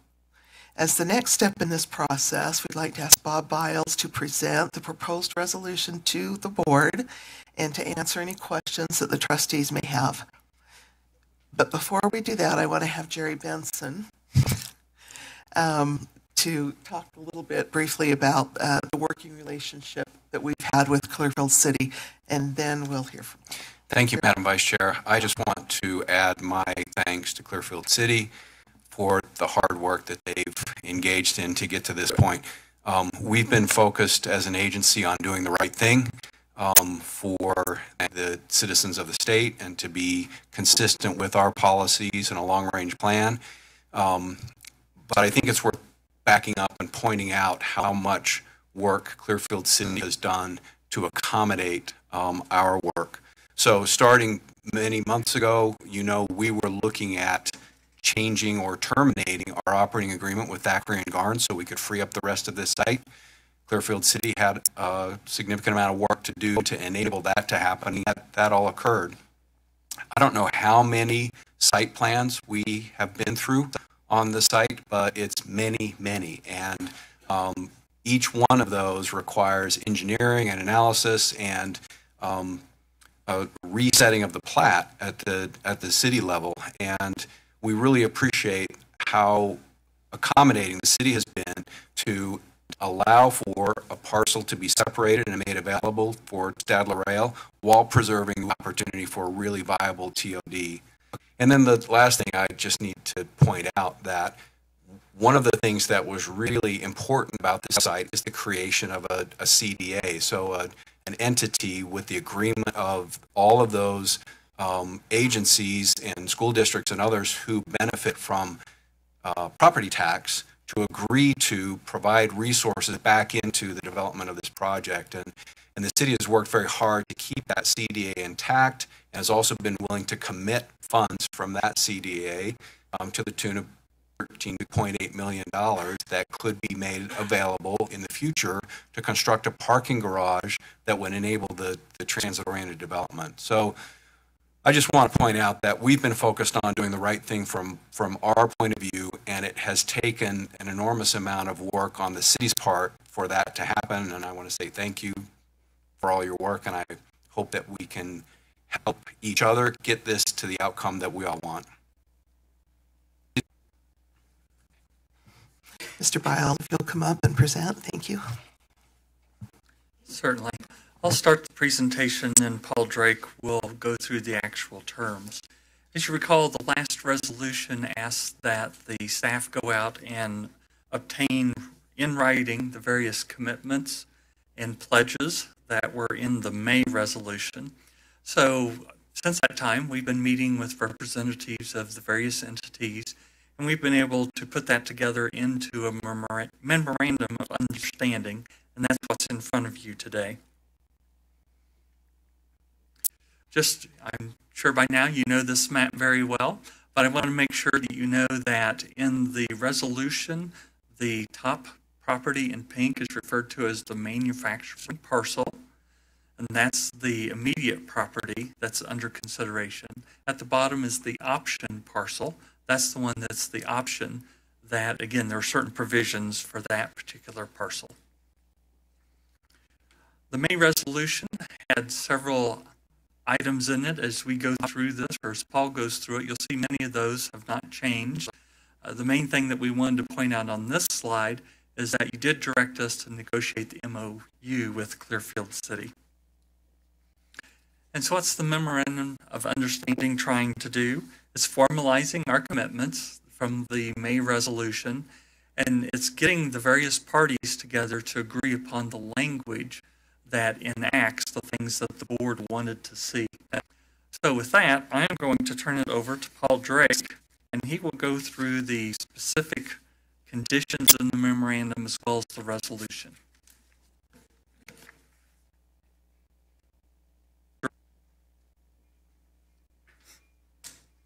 Thank you, Bob. Also, I brought with me a handout that's kind of a grand unveiling. As you know, we've been seeking out a third appraisal that was jointly commissioned between UTA and Clearfield City. I have a summary of that I'll pass around, and then we can discuss during those terms. Thank you.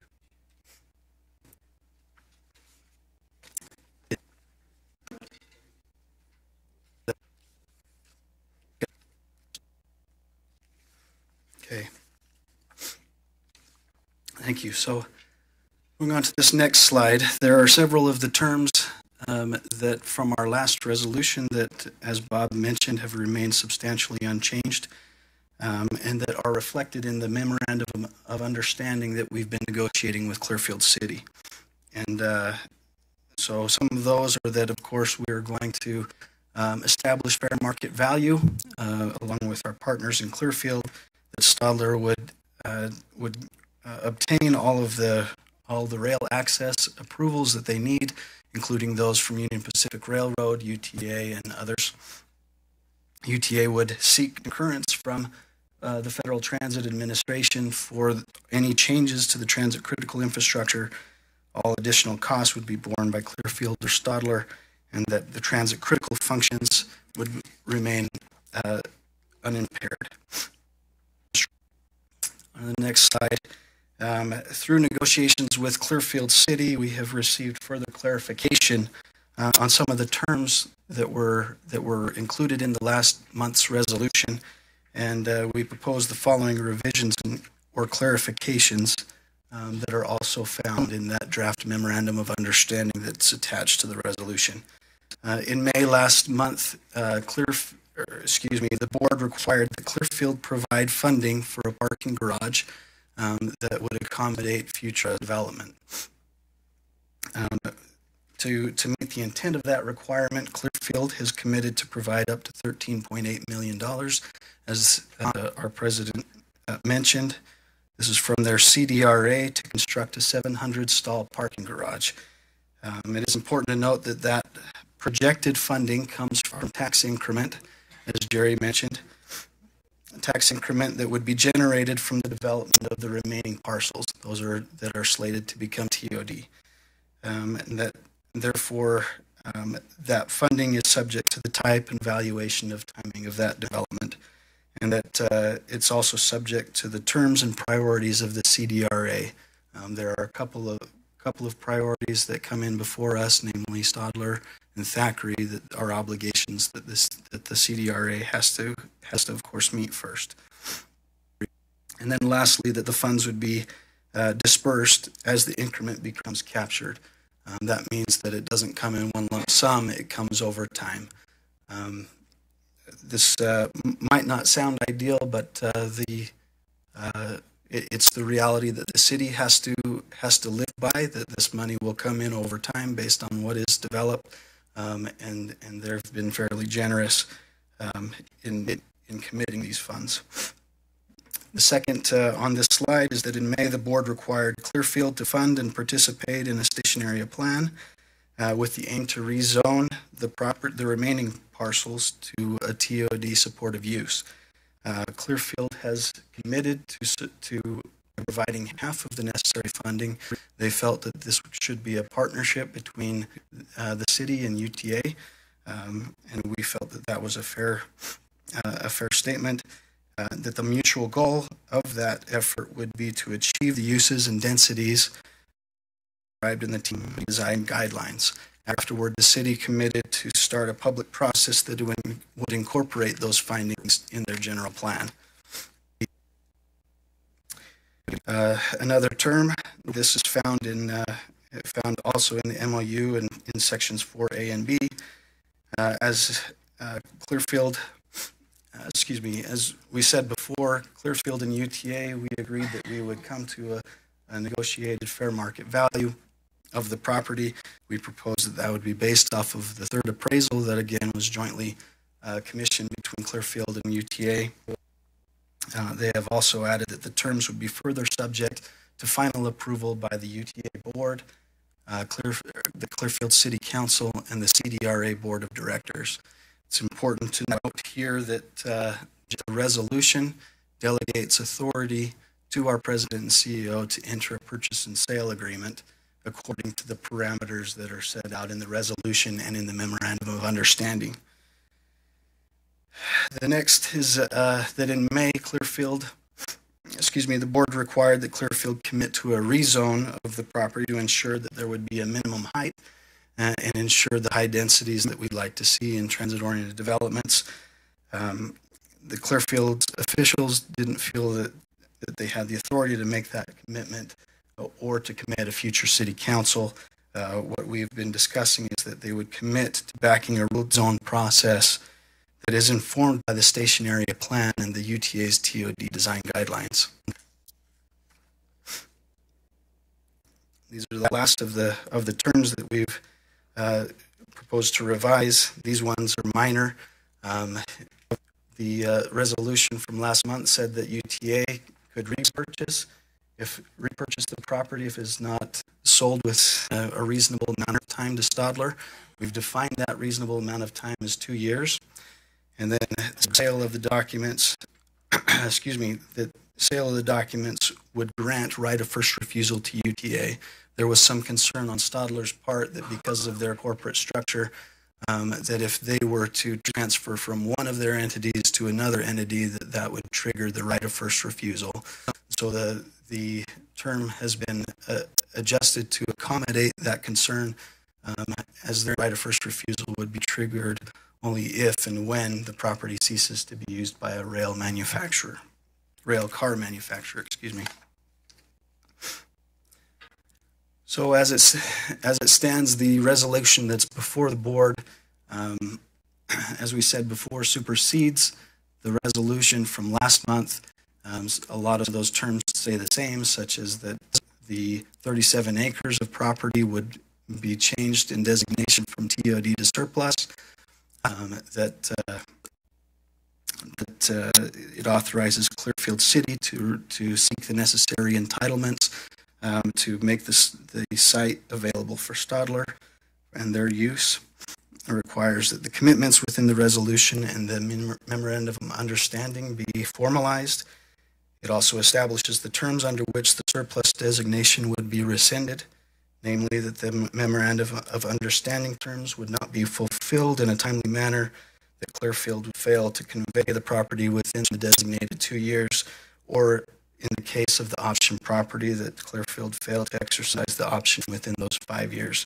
It would revert back to the TOD designation. And finally, the resolution before the board authorizes the President and CEO to enter into that purchase and sale agreement for the manufacturing and the option parcels within the parameters defined within the Memorandum of Understanding in this month's resolution. Thank you. I'll try to answer any questions. I would like to maybe hold our questions for just a second and invite Mayor Mark Shepard from Clearfield City to come and present to us, and then I'd like to turn that to board discussion on some questions. Well, we'll make this probably the shortest speech that I've given to you, and then we can move on. I just honestly wanted to thank everyone involved for at least getting us to this point. I can't explain to you the amount of work that has been done behind the scenes. Jerry kind of referenced that as, first of all, I mean, how long it's been going on, but in the last couple of months, the work J.J. Allen, our assistant city manager, has put into this, along with Paul and Jamie and your staff and the rest of our staff, just to get us to this point. We ran the memorandum of understanding through the council last night. Couldn't get a formal approval last night because we wanted to make sure we were all on the same page and got the same approval. But they've given us their head nod.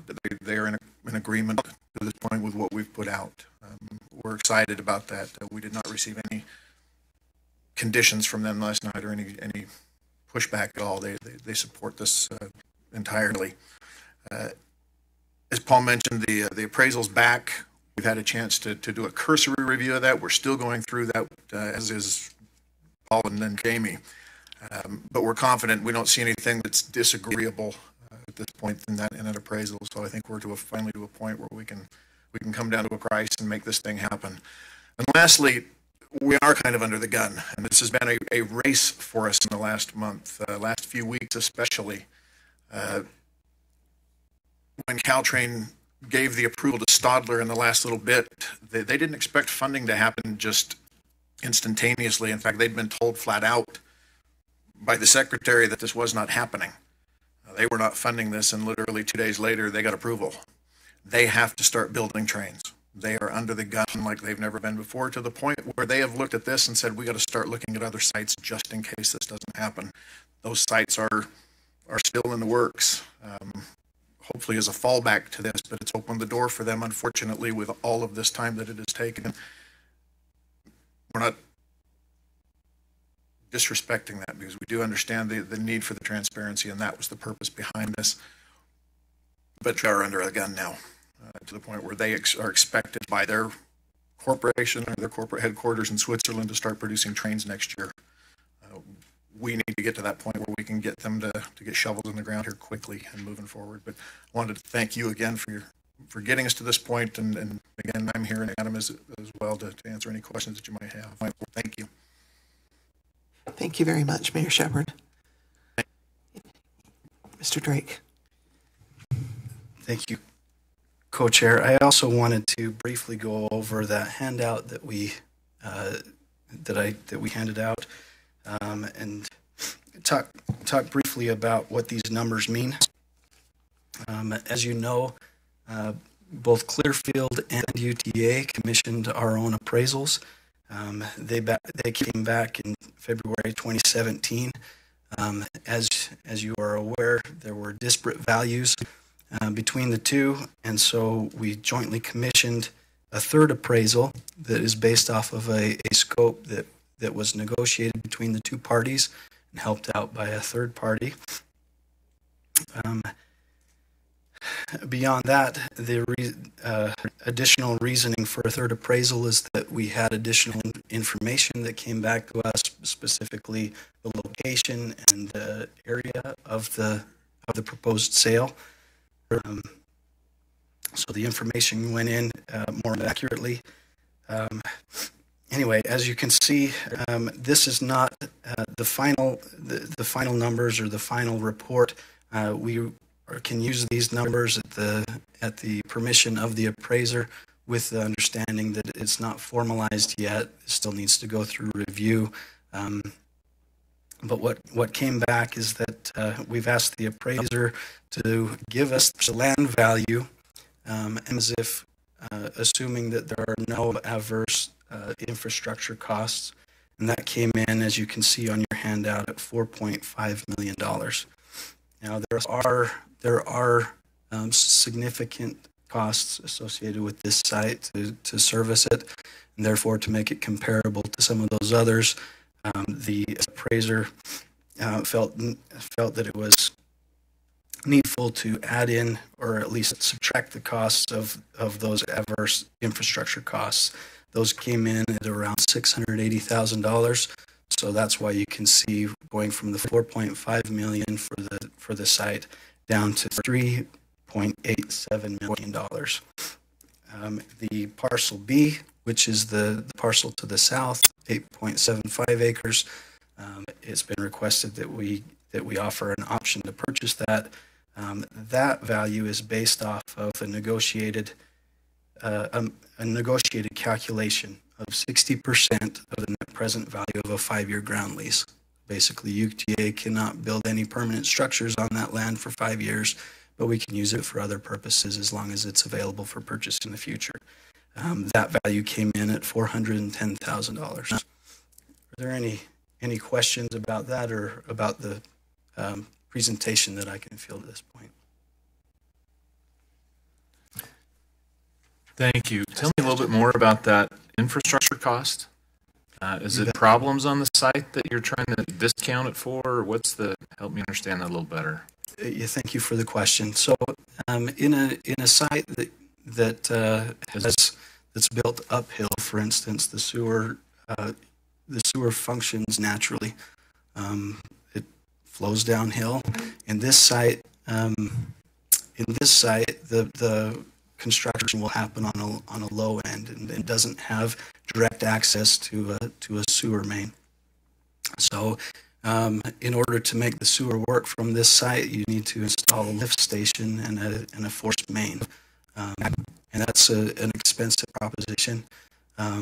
But to make this site comparable with another site that flows naturally, we needed to include those costs of the lift station and the force main. So that came back, the estimate came in at this number. Does that make sense? Okay. Trustee Taylor. Thank you, Vice Chair. Continuing on the same topic, looking at the chart you gave to us. So the original UTA appraisal had nothing as an adverse cost determined to lower the price of the land. The subsequent Clearfield appraisal had $366,000 of infrastructure costs to lower the land, and now $680,000. So why such disparity between three appraisals of what these adverse costs are? Even Clearfield, who arguably had the best interest to get a low price on the land, only found $366,000 in adverse costs, and that number has doubled. As you know, appraisals are opinions of value, and they'll be determined based on the best information that the appraiser has. The first appraisal did not capture that there was these adverse infrastructure costs. That was brought up by Clearfield City, who's going to be the ultimate purchaser. We asked the appraisers going forward to make sure that was at least considered, and if it was a problem with the site, that they would consider it. So we left it up to the appraiser to see if it was if it needed to be included in the cost. Our appraiser and our reviewer both agreed that it needed to be included in this cost. Where it says under the Clearfield appraisal, the $360,000, that was actually a 20%. That was actually a 20% adjustment from the comparables. So that appraiser didn't know how much it was going to cost to do a lift station for the site. So he just adjusted it 20%. It was a estimate, the best that he could guess at the time. Oh, sorry. Oh, I'm sorry, but to finish, the $680,000 comes from engineers from Stadler, who are starting to design that, and has been verified by engineers here in UTA, and from Thackeray's engineers who worked on a similar design for a lift station for the old plan. Okay, same line of discussion. Have you, in the negotiations, asked the CDRA to pay that infrastructure cost? That's exactly why cities establish CDRAs, is to pay for infrastructure costs to incentivize projects to occur. Has that been discussed? We have not asked that, no. And why not? Well, this actually, what we're doing is trying to establish the land value. Again, if it goes back to the appraisal, were you trying to make the comparable between a site that doesn't need a lift station and a site that does need the lift station, right? In order to make those the same, if you think like the appraiser, this site doesn't need one, and therefore it's going to be, if all else being equal, it's going to be $4.5 million, right? This site that it does need one is going to be, $3.8 million. So if we're just establishing the cost of the land, the value of the land, that's what it would be. I suppose we could fight back and say, oh, why don't you pay for all this stuff? But again, yes, any user would require that on this site. Okay, the appraisal, which we've just gotten the summary of today, when we talked before the last board meeting, you and I had emailed and you'd said it was going to be due June 5th to the 12th, so 2 to 3 weeks overdue. I'm just wondering, when did the UTA get this today? Is this the first time the agency has got this? We got it yesterday, last night. Okay, so, and can you just tell us, what happened, or, what was it a delay? We've had a number of the 4.5 million for a little over a week, but it took a while to establish the cost of the infrastructure and then to verify it. So that's what the delay was. We had that. We had the 4.5 million for our discussion with the city when we discussed the memorandum of understanding, but then the infrastructure costs were verified just recently. Okay, and 2 last questions.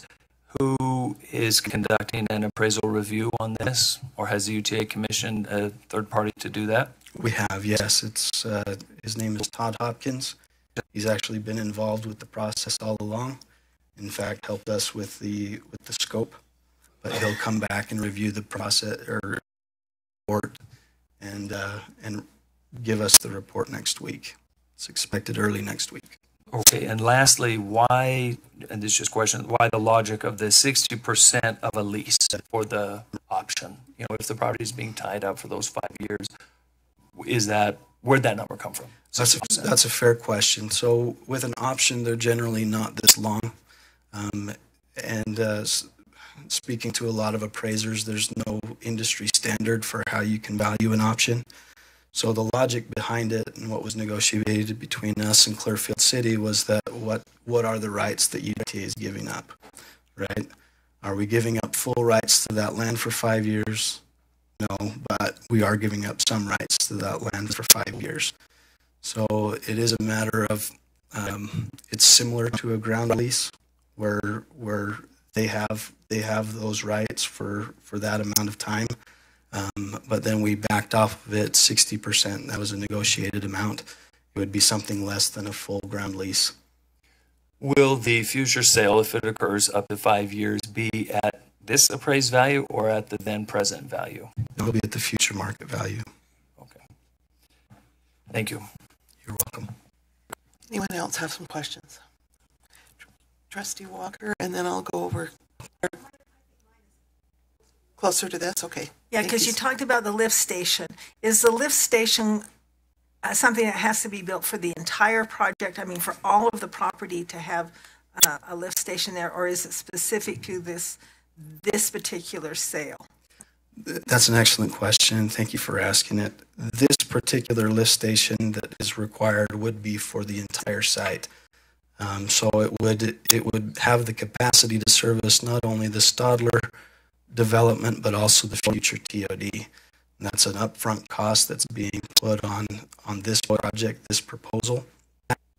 What we could do in the future to recoup that is like we're doing with other infrastructure that Stadler or Clearfield needs to put in, is to have a pioneering agreement and capture that by future development.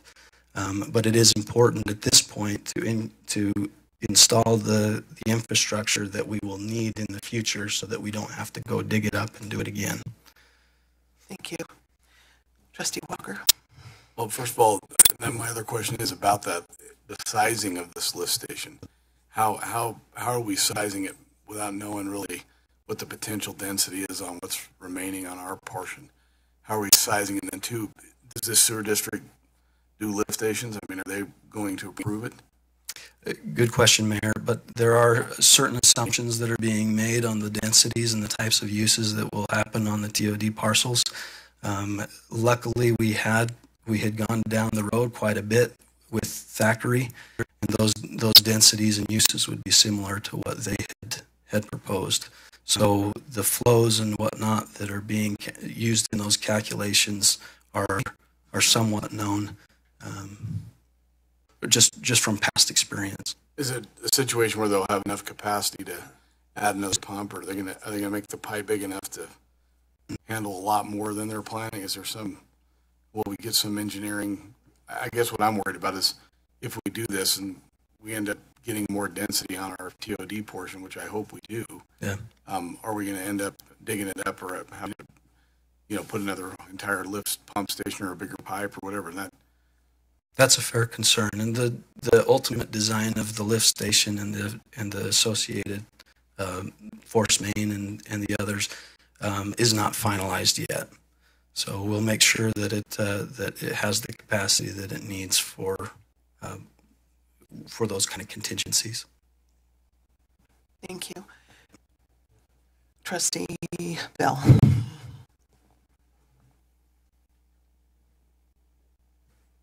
I think you went over it, but tell us the conditions of the contract with between us and Stadler relative to to Clearfield rather.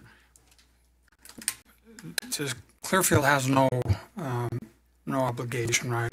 It's in the nature of a condition if Stadler doesn't buy the property, I assume.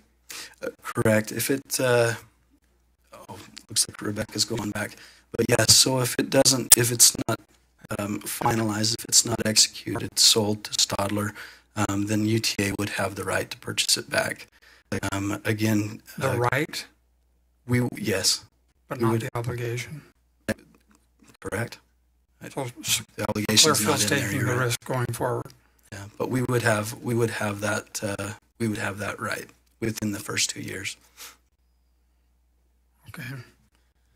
And so they're just buying it without condition. Currently. It may help to bring some of the practical tone of the conversation with Clearfield City to bear on your question, because I think it's Clearfield City's intention to do a combined closing, so it would purchase the property from us and send almost simultaneous transfer it to Stadler, and I don't believe they intend to make the transaction with UTA unless things are teed up with Stadler Rail, and those can occur concurrent. Adam, is that accurate? Trustee Anderson. Just a follow-up question. You'd mentioned on the lift stations that it was for the entire, the infrastructure costs or for the entire piece of property, the 75 acres in totality. How is that being passed on to Thackeray Garn since they've already started the development on the portion that they own? It won't be passed on to Thackeray Garn. They have their own facilities that will service their development. Okay, so it's excluding that piece of property then? That's accurate. Okay, yes. Thank you. Thank you. Trustee Taylor. Just a quick follow-up question. Also, back to the zoning issue, and that's something I read closely because this property has changed zone and in the general plan during the duration that the UTA has owned it, and this argument, at least from a practical sense, not speaking of anyone's motives, but from a practical sense, provides the UTA no guarantees of any kind of what kind of zoning we will get, correct me if I'm wrong, gentlemen from the city, that we'll get. I mean, it's basically up to either the current city council, if it's addressed now, or the future city council, which could have a very different vision, and take a lot of the economic utility out of those parcels. So I'm very concerned with that as an outcome, and wondering, did you pursue a development agreement with the city that are done all the time to provide entitled benefits to a developer at the time of a transaction that cannot be undone by a future city council? Two things. One, we haven't gotten that far yet. We haven't purchased the property. We haven't gotten to an offer, so we wouldn't be doing a development agreement at this point. One could be set up that is contingent on when it's executed. Yeah. Could, but not typical. But the other portion of that is we agreed in the MOU. That's stated in the MOU that our zoning will be adjusted based on the area plan that is conducted between UTA and Clearfield. Our agreement's already been put there to say, yes, we will take care of that based on the area plan. We're not going to do that beforehand. We're not going to tell you today that we'll zone this for whatever the, UTA wants to zone it. We'll zone it based on the area plan study that has to be done. Mayor Shepherd, could you describe your process in your city about how you approach rezone? I'm going to do better. I'm going to give this one to Adam. All right, thank you. Good afternoon. I can tell you. I'm Adam Lenhart. I'm the city manager. Thanks for having us today. Our process is exactly the same as any municipality, and I hope you won't read too much into that concern that we've stated on the minimum heights, the zoning. Our council simply cannot act until a land use application has been submitted, and there's a very formal process for that to take place. We feel that it's very important to maintain the integrity of that process. We feel like it would be inappropriate at this point to grant any type of a land use approval without an application. And that's simply all we're trying to imply in the MOU. But I think it's been well stated. We agree there's a need for a stationary plan. We think it's a great idea.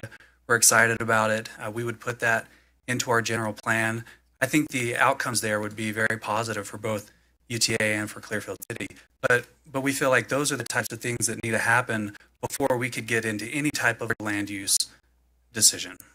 And could you describe to me what that process would look like as far as engagement with UTA in that process? Absolutely. First of all, it's a partnership. We recognize UTA is the landowner, and as landowner, property owner, you have certain rights. But we're also looking big picture. This is something we're trying to work together on.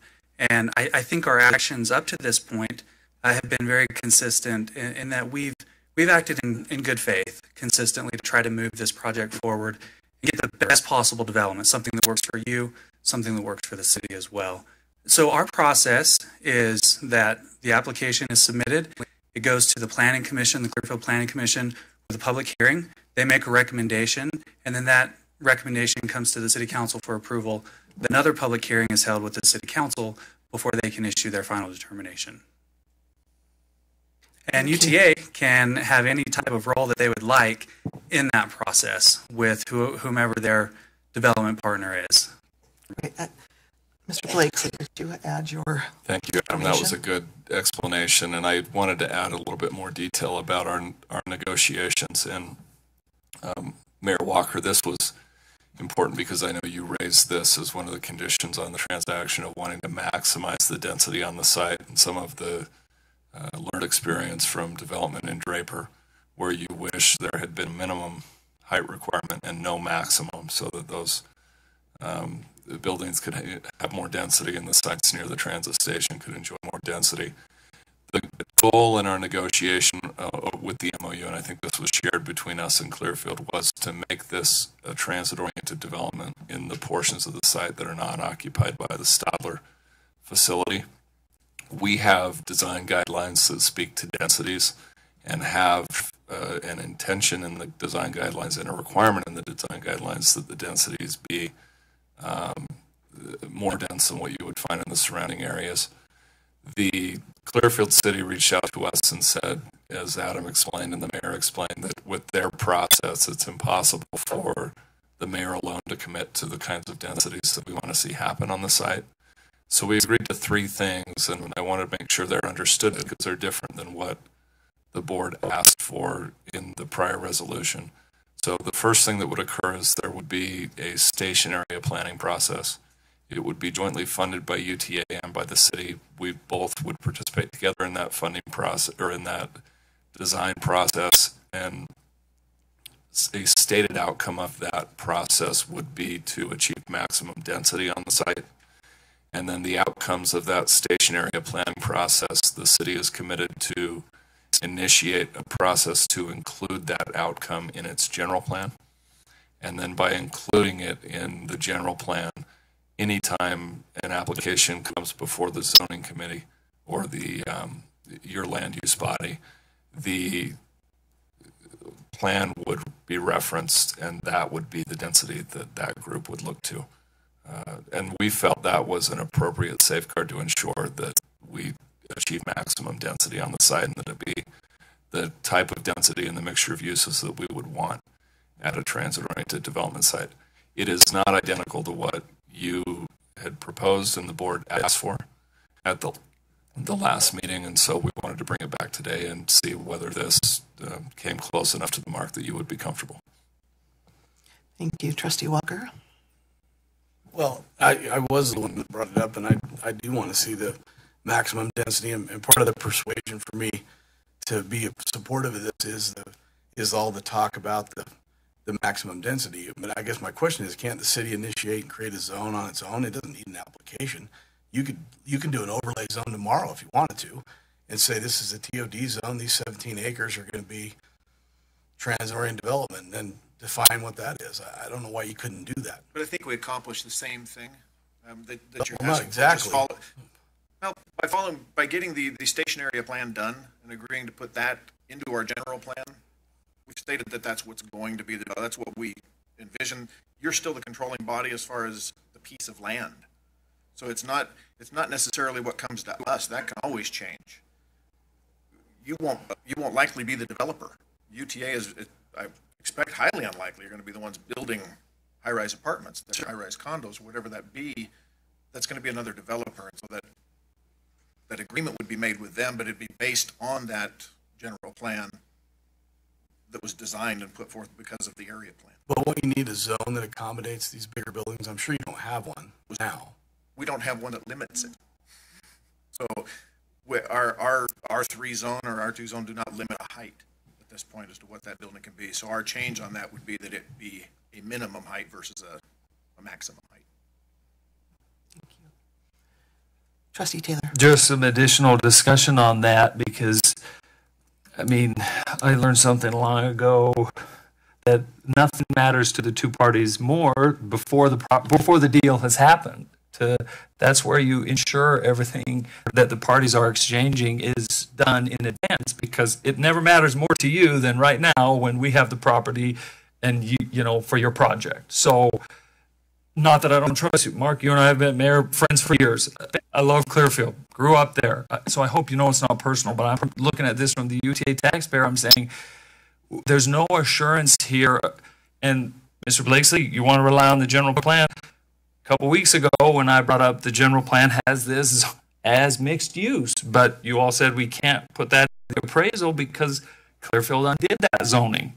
So I'm just concerned that this is the best time for the agency to get some contractual assurance of what the density and future value of this land will be. Not that I'm disrespecting your process, because I know it well, but it's just, that's a real hole to me, that we're going to work with you in the future, but what if you go to another city, different council, and then they're like, we don't like this vision here. So that's a concern. I guess the challenge would be with that, Mayor, is that we don't know. Can you come to the microphone, because we are live streaming? We don't know at this point what that use will be.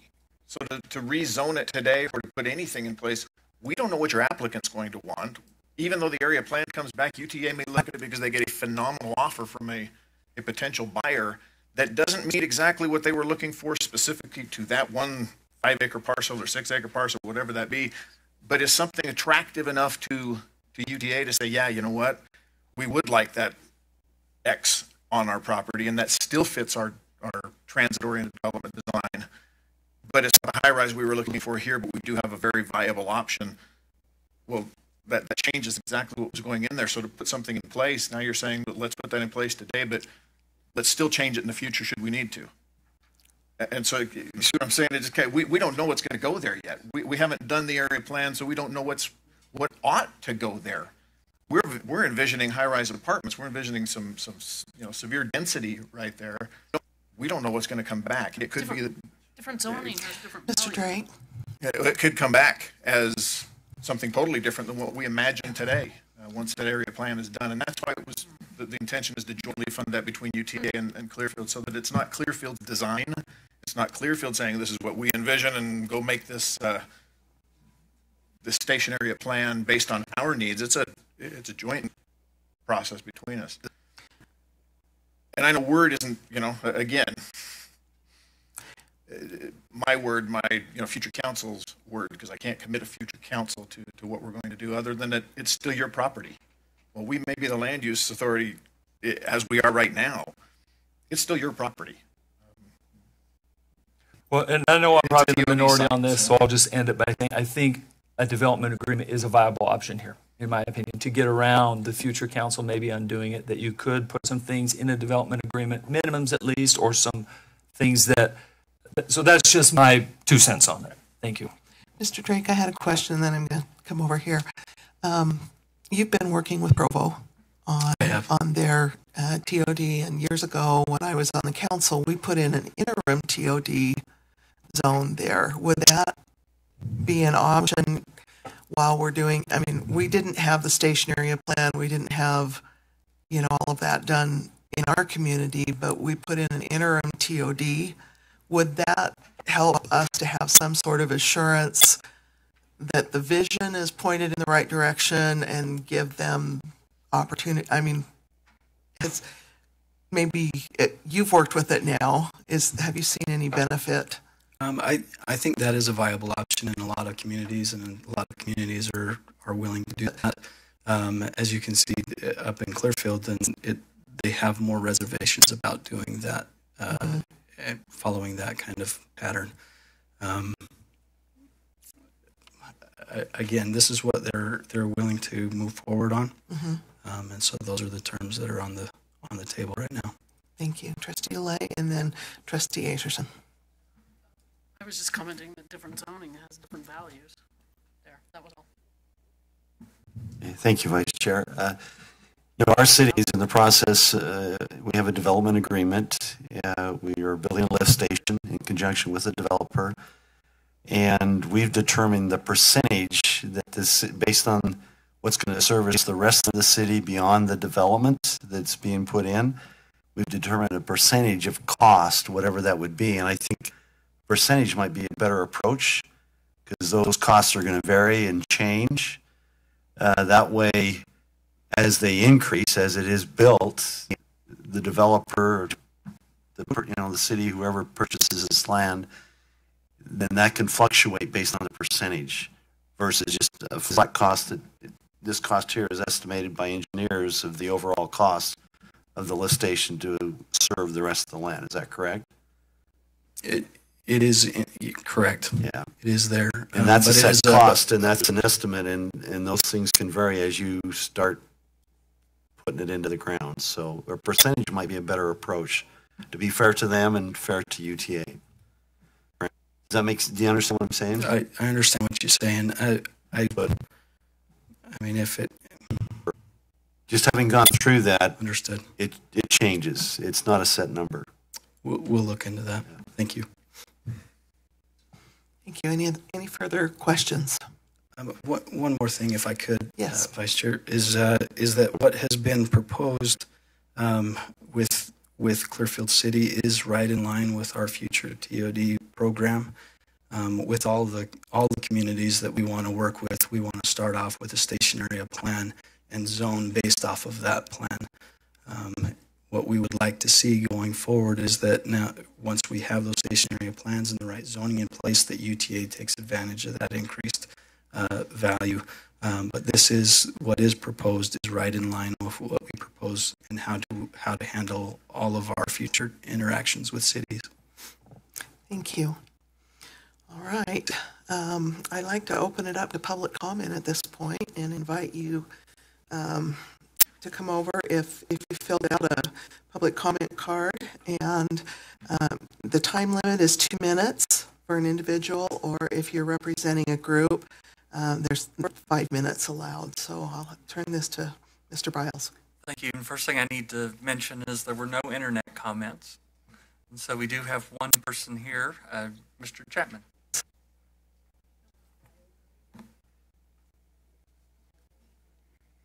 Okay, I'm representing again Utah Transit Riders Union. This still feels like UTA is walking the plank.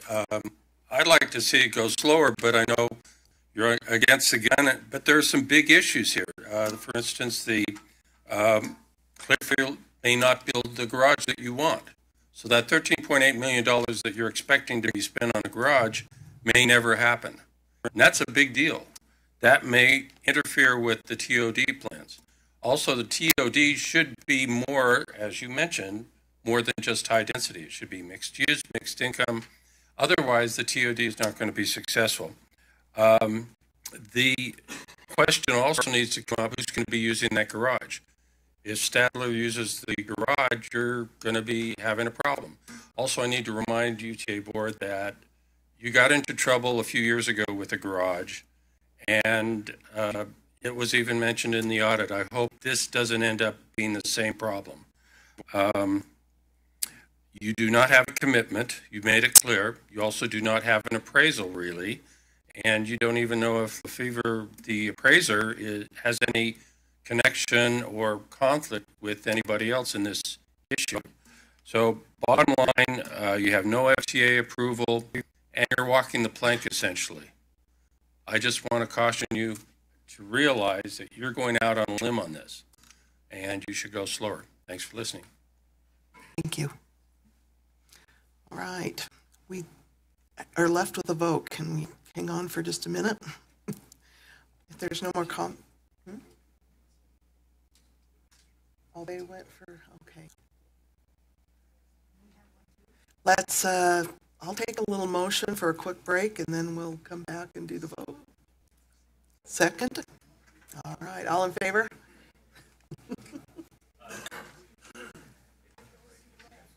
How much? Oh, those who left came back. Do we want to? I have a doctor's appointment.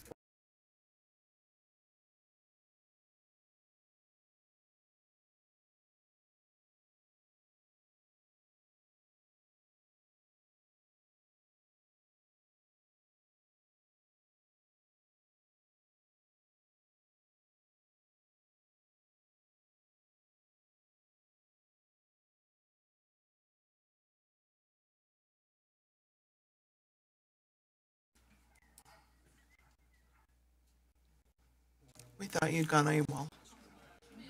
We thought you'd gone AWOL. All right, we're back up with the live stream. I'll entertain a motion on this.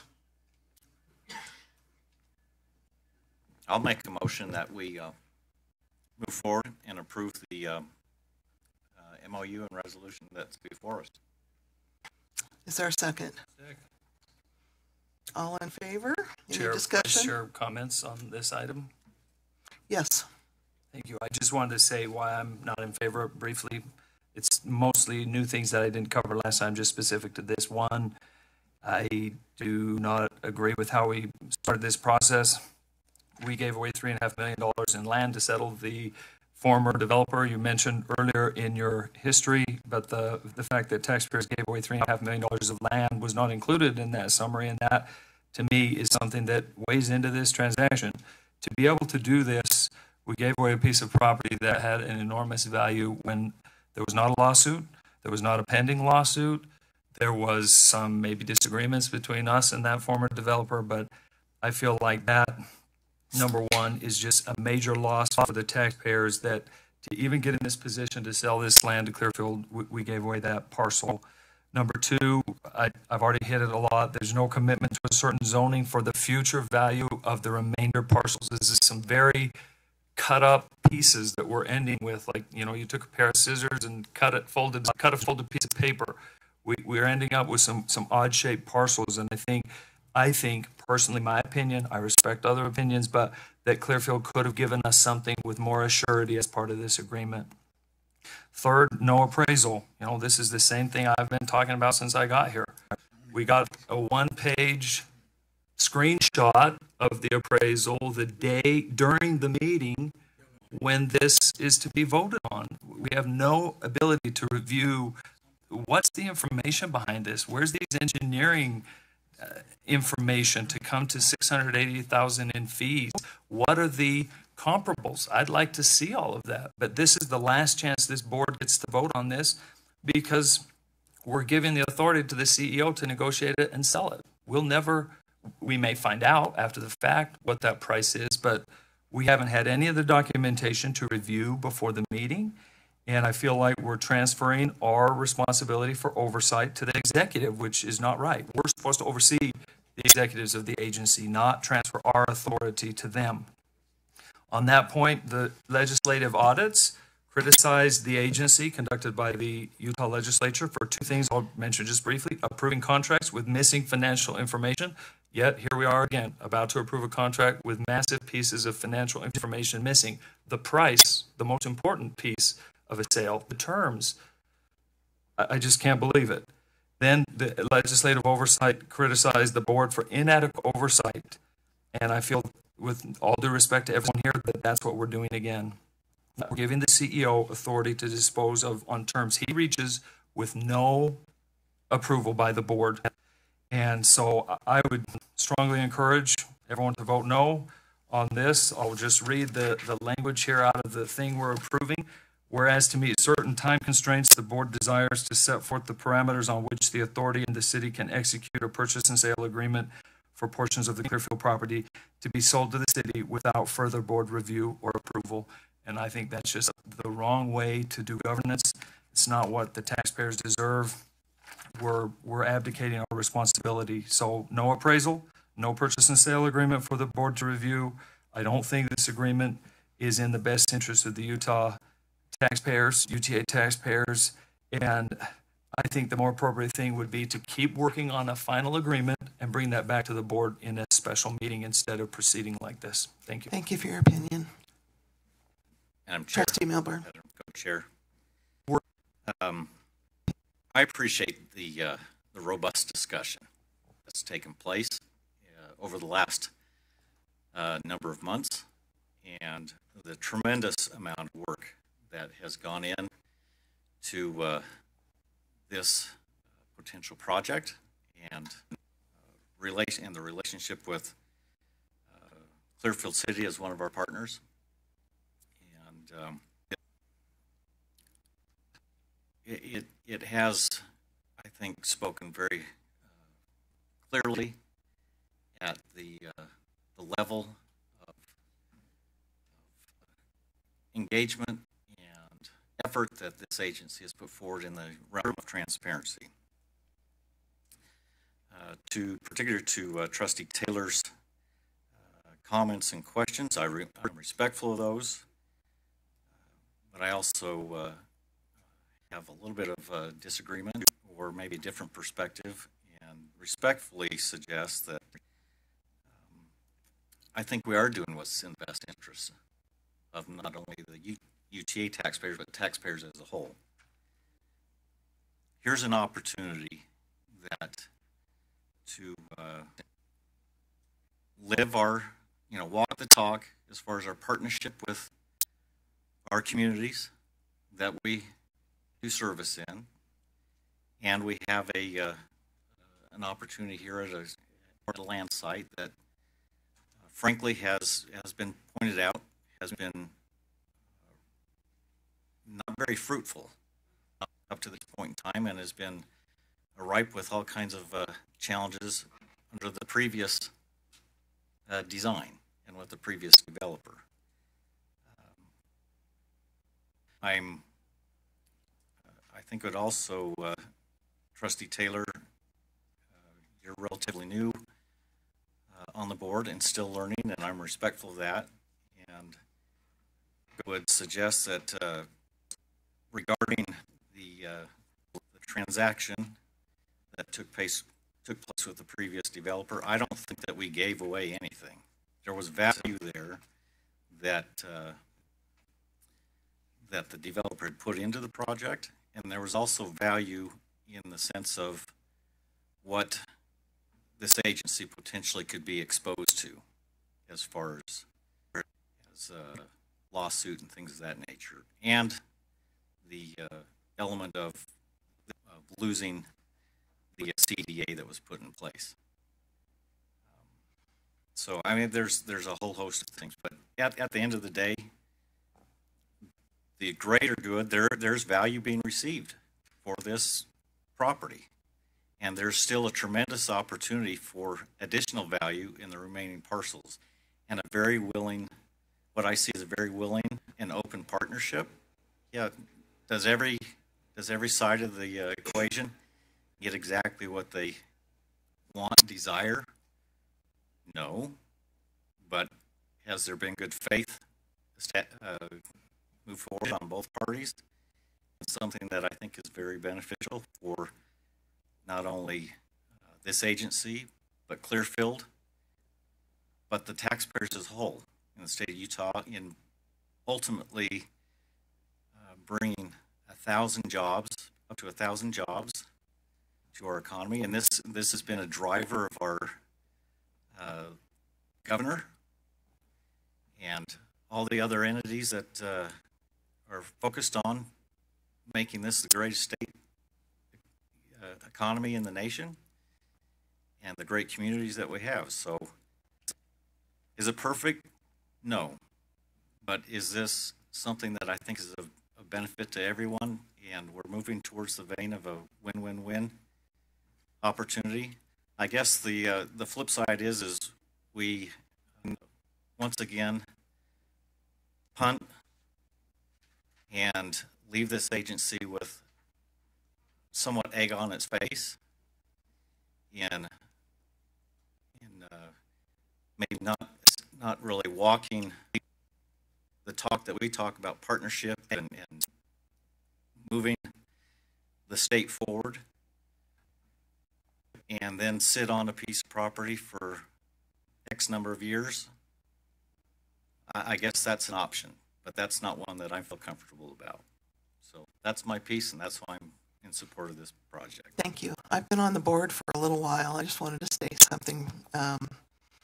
I've been on the board for just a little over a year now, and this project has been probably the most robust review that I've participated on with you as board members. And we've taken our time, we've slowed it down, we've gone out, we've listened, we've trusted, and what I've seen has been a demonstrated pattern of engagement between lots of people to work through this deal.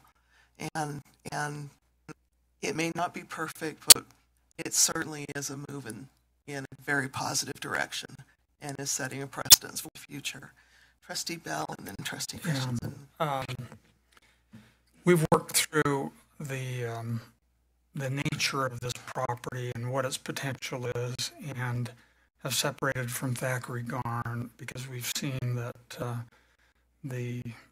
someone's vision of this being a TOD just had very limited applicability. You go to the site, you look at the vastness of the property, you see the industrial uses, the railroad, the industrial uses right there encroaching. It's just obvious. This is not going to be a major TOD site. This was excess property. This was not bought as a TOD site. This was excess property in the original UP purchase, is my understanding. We've worked through that. We've worked through a conflict of interest difficulty, which was kind of gnarly, but we've come to terms with that and worked through it. Mayor Taylor has set up some conditions last time, and I thought those were good.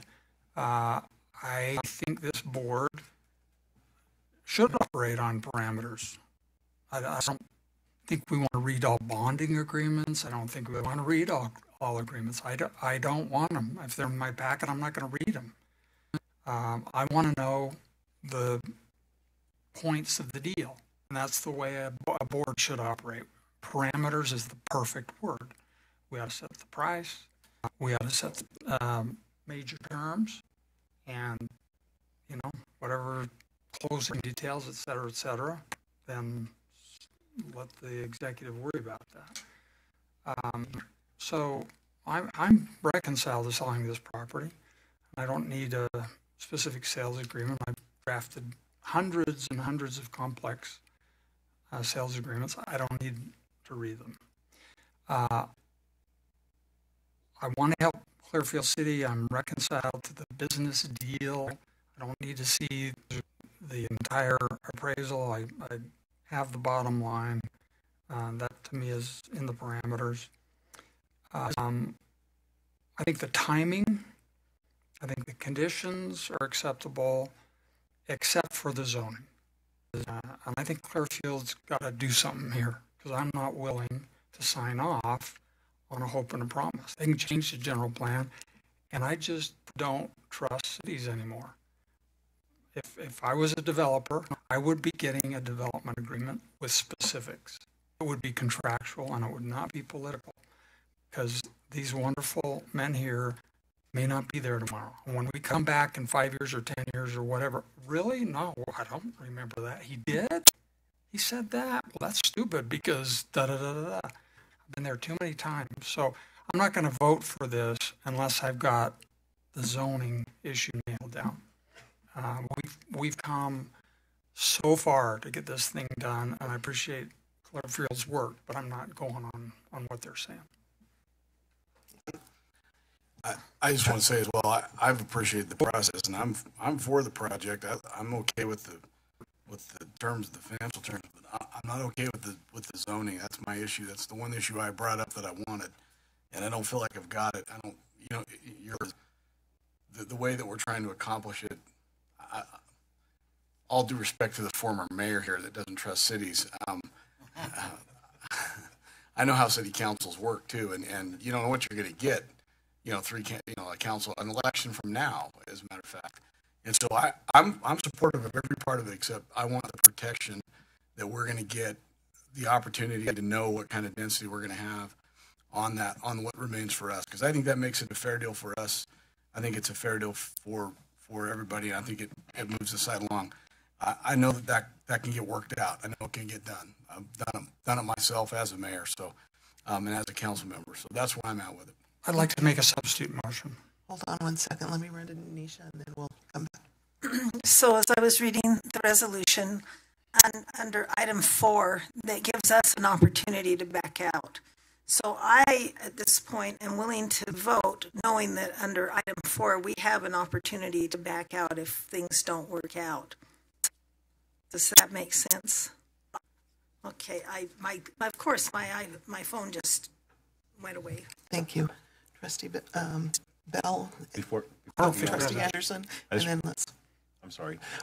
Sorry, Trustee Bell. I wanted to offer some additional, maybe a different perspective, not a different perspective, but some additional thought about maybe what will come out of your motion, your substitute motion. So what I'm hearing is a couple of things, and I've had some heartburn over this myself, and I've had conversations with Trustee Milburn, and I had an opportunity to go to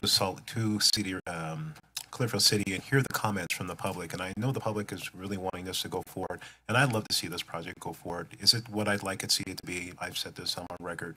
No, it's not meeting all the expectations with respect to what I think a TOD should be, but that's my perspective. And understand, I'm a board member looking at the entire system and looking at the whole overall need of the community. And many of the things that I've heard specifically to guarantees, and when we talk about the zoning guarantees, and I get that, I would really want to have that in writing to say definitively what the other portions of the property that are there, or do we have the zoning that's in place.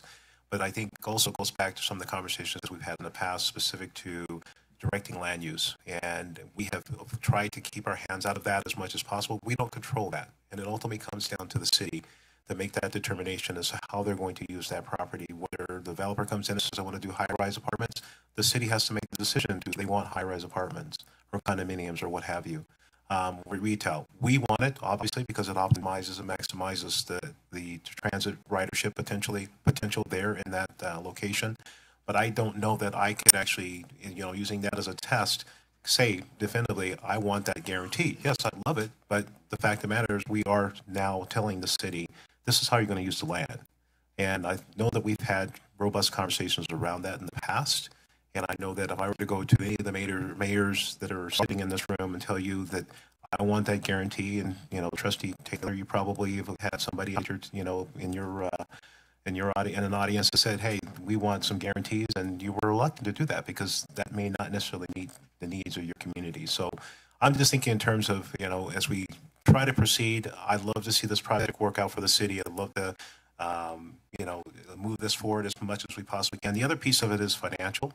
Right now, I don't have, to your point, Trustee Taylor, I don't have a definitive understanding what that price will be. And I know that we're giving the authority to our President and CEO to make that determination. And maybe perhaps as part of that effort to make sure that we're much more comfortable with this is that we appoint a couple of trustees to be a part of that discussion with the president and CEO before we finalize those numbers, so that we all are comfortable with that at some point. There's still a lot, to your point. It's been mentioned here, a lot that's still in the air, and we haven't really necessarily nailed down all the specifics, and this is still a work in process. But I think if we can find a way to make sure that we're informed and advised as to where things are, I think we'll all be at a point where we'll be a little more comfortable with how we're moving forward. So that's my 2 cents worth. Thank you. Trustee Bell. I would like to make an amended motion that we accept the parameters as recommended by staff, and that we add the condition that a development agreement be established as to the zoning or use of the remainder parcels to be held by UTA, or some other binding agreement in the opinion of council would guarantee to us as much as is possible those uses. Thank you. Do I have a second for that? Second. Seconded by Troy Walker. Any discussion? Just very briefly, I appreciate Trustee Bell doing this. I will still not vote yes for other concerns, but greatly appreciate this is, I think, a better motion than the one before. Thank you. I'll call the question. All in favor of the amended motion? Aye. Opposed? Nay.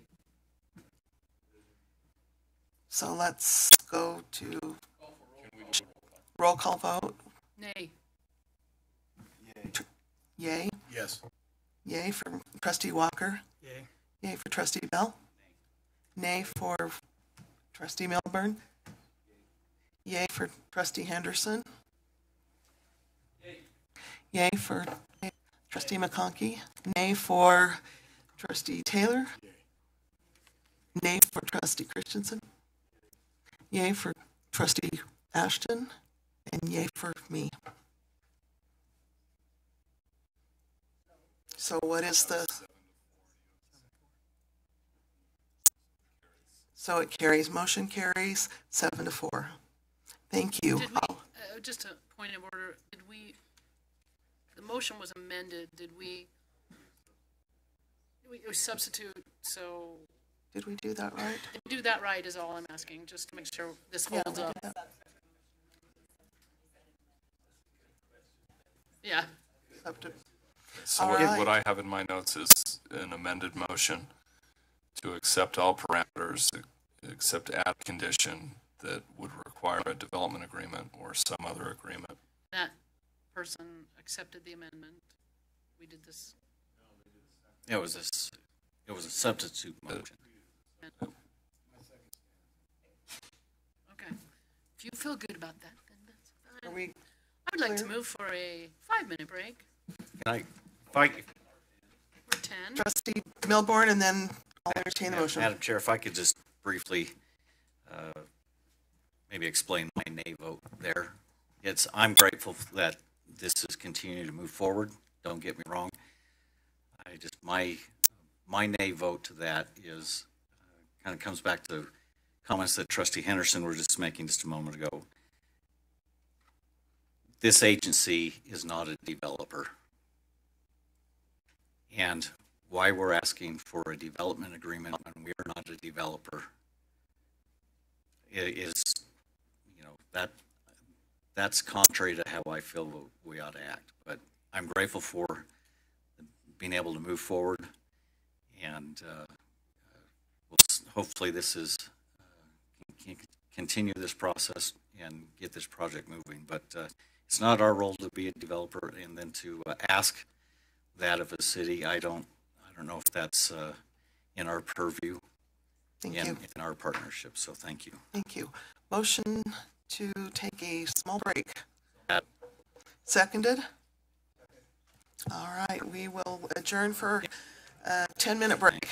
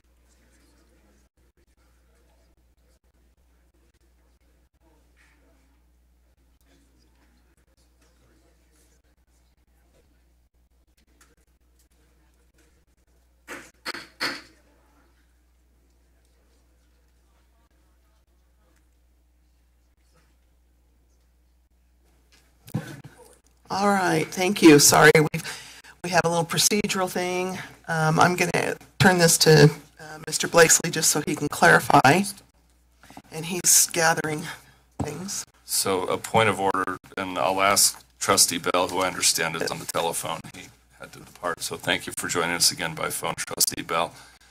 The question that was raised to me by board members during the break was whether Trustee Bell had offered an amended motion or a substitute motion. And as I understand the point of order, if what he offered was an amended motion, then the individual who made the motion would have to accept or reject the amendment. And because that was unclear, it was unclear on whether board members were voting on an amended motion or on a motion to approve the amended motion. And so I would just like, for clarity's sake, I think it would be appropriate, Ms. Vice Chair, to ask for a motion, allow a board member to make the motion, and then if the motion is unamended, allow the board to vote on that motion. All right, so I will call for a motion. Okay. Do you want me to remake that? Yes, please. Yes, please. Yes. Okay. The motion I make is that it was exactly what the original motion was, but I'll repeat it. It was that the board approved the sale according to the parameters, and then I added this. However, that prior to closing, management obtained from Clearfield City a development agreement protecting the zoning and uses of the remnant parcels retained by UTA that will not be subject to change, that will be as permanent and binding as possible. All right, and we have a second to that motion from Troy Walker, so we will vote now on acceptance of that amended motion. All in favor? Aye. Opposed? I'm sorry, the vote is an up or down vote. An up or down vote on the motion. Right. Did I not say that right? You said amended motion. Sorry. An up or down on Trustee Bell's motion. So all in favor? Aye. Any opposed? All right. Those with nay, would you please? My vote is aye. All right. So we have Trustee Milburn, Trustee DeLay. Okay, so. Let's do a roll call. These are the nays. Let's start here with the roll call. And please vote.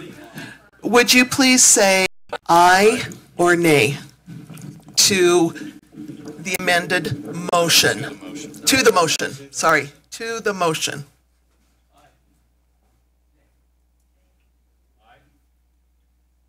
Aye.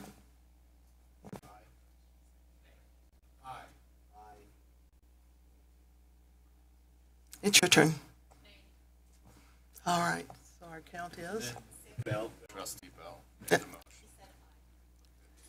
I have 7. Aye. And Madam Chair, if I might. Hold on just a moment. Okay, so then our next move is, we're done. Okay. Madam Chair? Yes.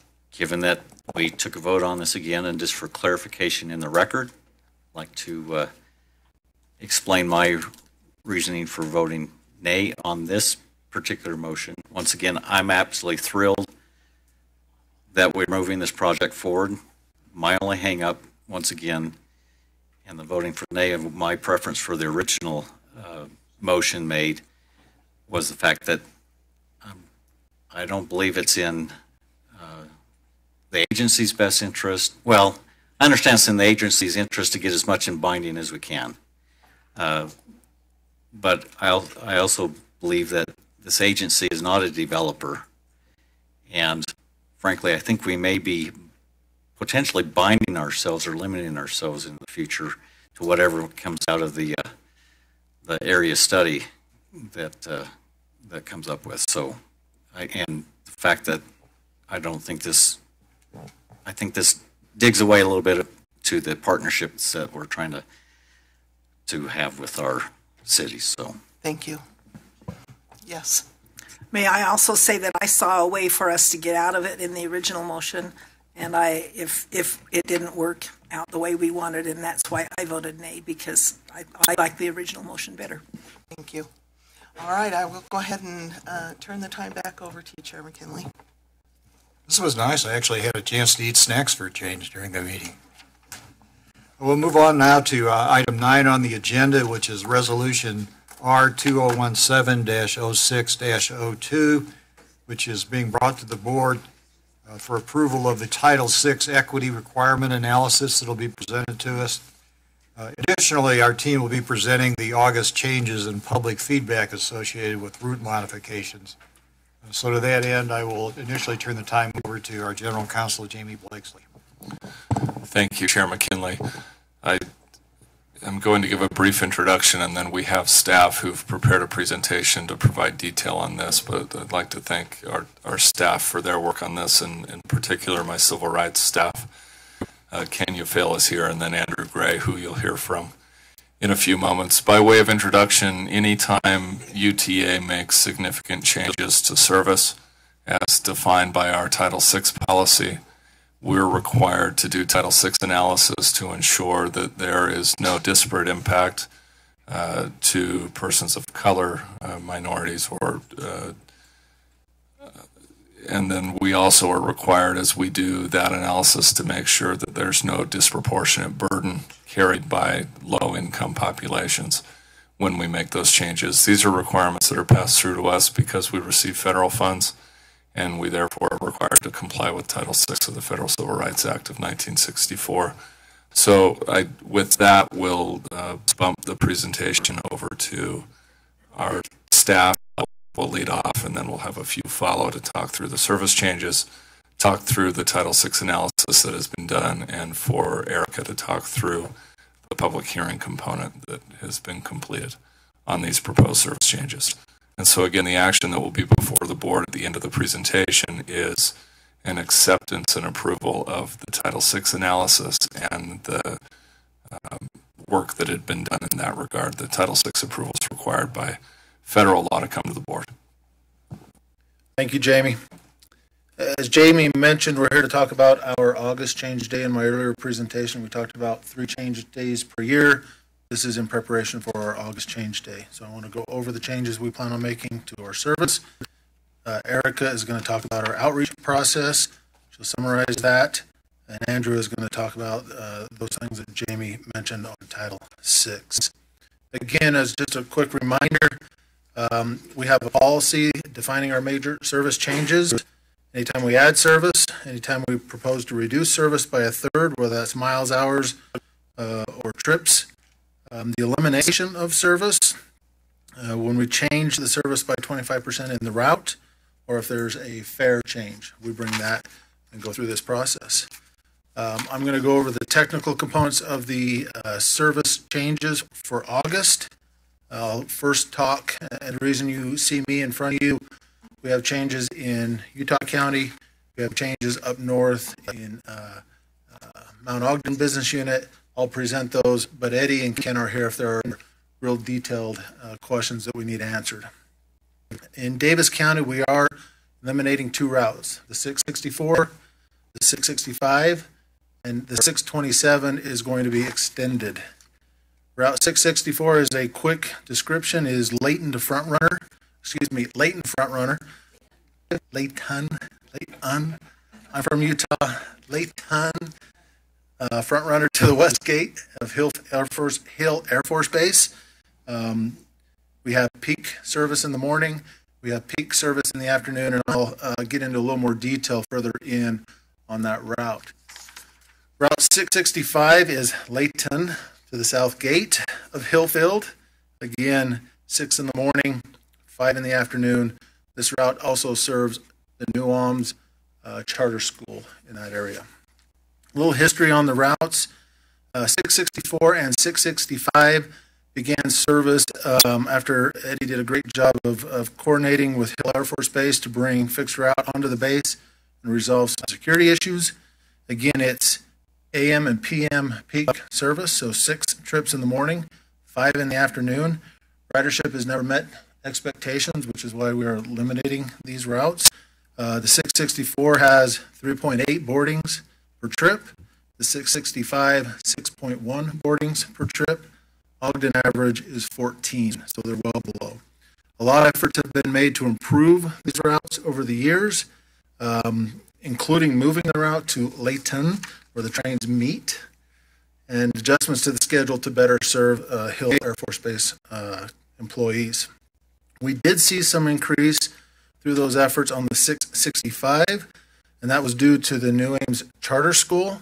They will have more service, however, after change day with improvements to the 627 that I'll talk about. We have done promotional efforts. Lots of media attention when we launched the service. Multiple open houses beginning several years and years after to answer questions and promote the service. We did allow Hill Air Force Base employees to ride for free initially when the service was introduced. Eddie and team have had multiple meetings with Hill Air Force Base leadership to discuss those challenges and request help promoting that service. Our staff has boothed on-base information, open houses and fairs several different times.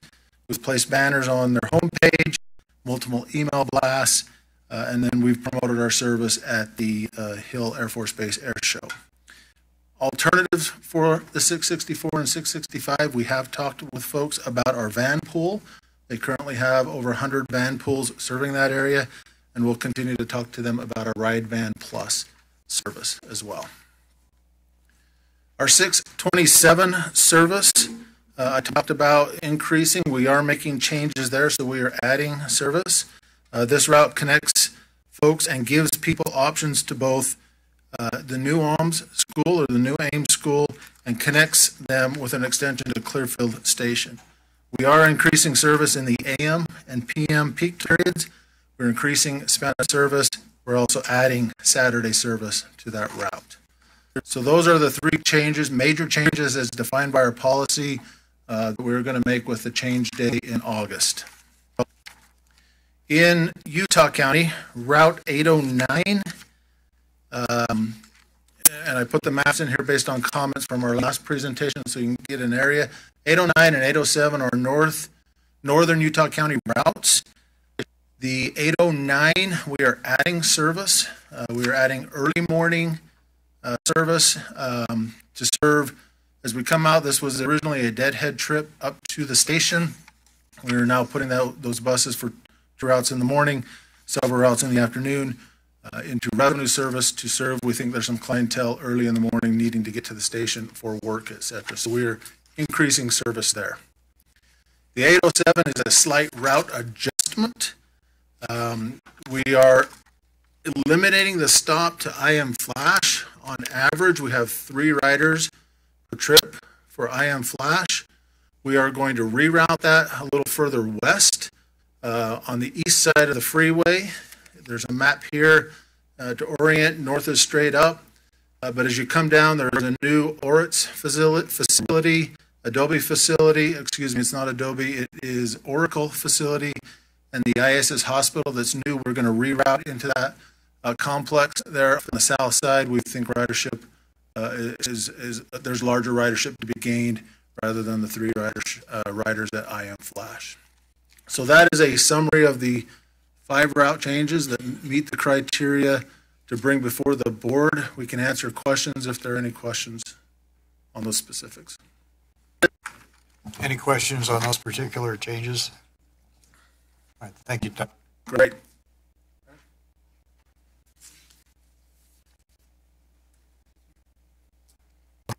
Thank you. As required by the board policy, actually, on service changes, we also are required to make a report on the public outreach activities done in conjunction with our change day policies. So for this particular, for August change day, we had 2 comment periods, one for Davis County ran April 10th through May 10th. The second for Utah County ran May 11th through June 11th. We're required to have at least a 30-day comment period on service changes. So we're also required to publish a public notice advertising the comment period. In Davis County, for the Davis County changes, we ran a legal notice in the Ogden Standard Examiner and the Davis County Clipper. In Utah County, we did the same with the Provo Daily Herald. Both notices were published on the public notice website, the state's public notice website, and also on our homepage. And we also promoted the comment periods as well as hearings on our blog, our social media channels, and then also via flyers and posters on the impacted routes.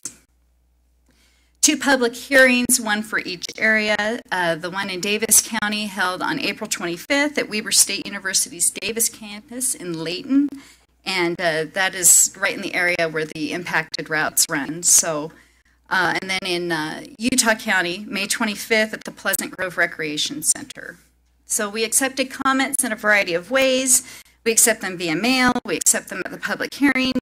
We also opened a UTA topic on these routes, and I'll get into that a little bit. And we also accept comments via telephone. We did a few additional outreach activities in order to try to get the word out to the public and to generate feedback.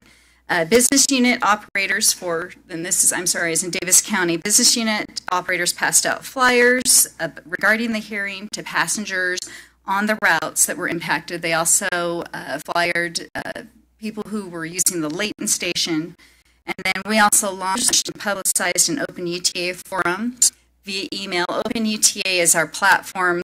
It's one of our platforms to gather public comment. It can be found on our website.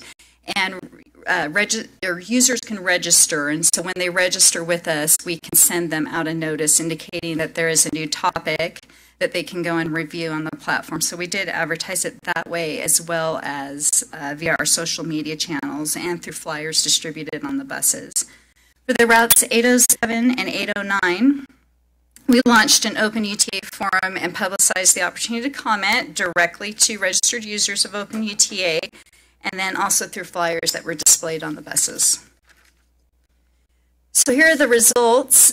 In Davis County, we had 11 people attend the public hearing, but we do note that we had 33 people to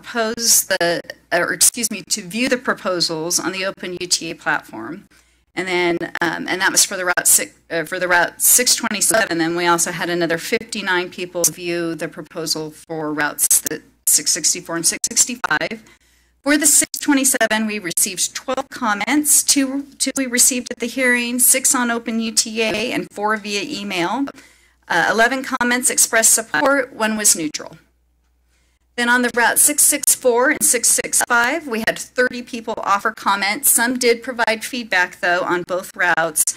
We had 7 comments that were generated from the public hearing, 15 on open UTA, and then we received another 8 through the email. Route 664, 26 commenters, 5 for, 18 against, and 3 were undecided. And for the 665, 24 commenters, we had 6 for the proposal, 13 indicated they were against it, 5 were undecided. So for Utah County, a little bit different here, and Utah County had a different type of proposal, whereas Davis County had a proposed route elimination. Utah County, their primary change was the addition of a route. So you'll see a little bit different activity on the actual feedback received. We had, unfortunately, no people attend the public hearing. That is not uncommon, though, for a public hearing designed to gather feedback on route additions. Because of the low turnout on the public hearing, we did open up a open UTA topic, and we did have 48 people view that route proposal. From that, on the 807, and just to give you a little bit of clarity, the route 807 is the route that Todd indicated had a change from the IM Flash facility to some other locations.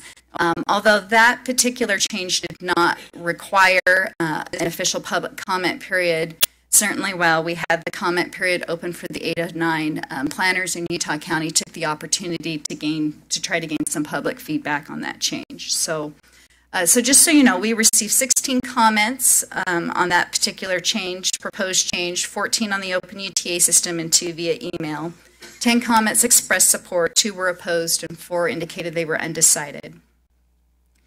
On the Route 809, 15 comments were received, 14 on Open UTA, and 1 was received via telephone. All comments expressed support. So that's all that there is for my report. It's mainly a summary. Are there any questions that I might be able to answer? Just a quick question. For those people who are opposed to the change, do we get back to them and acknowledge that we received it, or to give them any explanation, or is that just a statistical thing we do? No, we do circle back if they provide us information to circle back with them. So Open UTA, if they're a registered user, we reply back with them. Everybody can see our reply. If they're an email user, we reply back to them as well. All the comments are forwarded to the service planners. I keep a record of them, but all comments are forwarded to the service planners for review, and then also for response. That's great. Thank you. Mr. Chairman, just one question, if I may, and a comment. Just was wondering, where are the numbers from of views? Is that like page views? I'm just interested in how how's that gathered? Oh, on our Open UTA system, we can track how many unique users view the topic that's open. So that's where I gathered that information. Okay.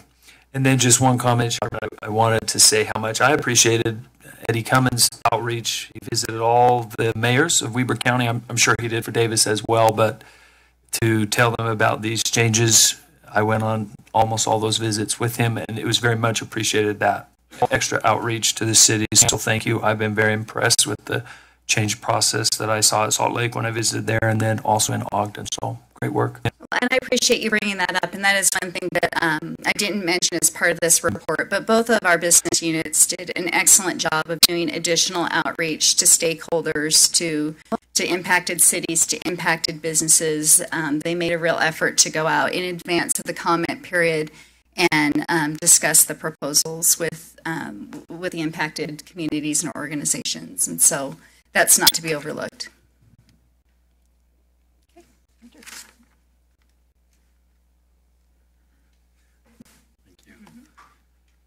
Right, my name is Andrew Gray. I'm the Title VI compliance officer within our Civil Rights Department. Just as an introduction to Title VI of the Civil Rights Act, this specifically prohibits discrimination on the basis of race, color, and national origin in programs and activities receiving federal funds. And the FDA has expanded upon that specific to transit agencies on requirements that we need to meet in order to be compliant and ensure that we don't have any discrimination in our programs. And beyond just the requirements, UTA is committed ourselves to avoiding the unfair treatment of anybody who might be in protected classes. And that expands even to low-income populations, as the FDA circular defines as well. And a part of that has been developing policy for measuring and mitigating negative impacts on those minority and low-income populations. And a portion of that, as Todd had mentioned, is any major service change that comes before us, we do an analysis on to ensure that there aren't those negative impacts. And then that analysis is then brought to the board for approval. And just to give you an idea of some of the basic ideas of what we do in order to perform that analysis, we receive information from the planning department on the proposed changes, and then we look at the changes that will be most impacting the populations, and we do that on a stop level. So this is the Route 665 that's being proposed to change, and we'll zoom in onto one stop. First, we look at the route, and then, like I said, the individual stops. Studies have shown that people are willing to travel up to a quarter mile to access a stop, and so we look at that walkability radius of a quarter mile, and then we overlay that over census blocks, which then we look at the demographics of each of those census blocks and view the populations that are both low income and minority populations. And then we compare it to the system average. And the system average is the population, the population from the entire service area that we work with, and then the average amount of low income or minority populations. And in the maps in the report, you'll see where we have highlighted the portions that are above the system average in the specific areas we're looking at. So everywhere that's overlapped by one of the walkability radius is then taken into account as we analyze the populations that we're projecting are being affected by those changes. And likewise with minority populations, we look at populations that are overlapped by the walkability radius and analyze those compared to the system average, which is 21.9%.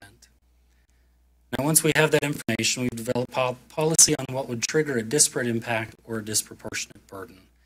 A disparate impact would be a negative impact on minority populations. A disproportionate burden would be an impact on low-income populations.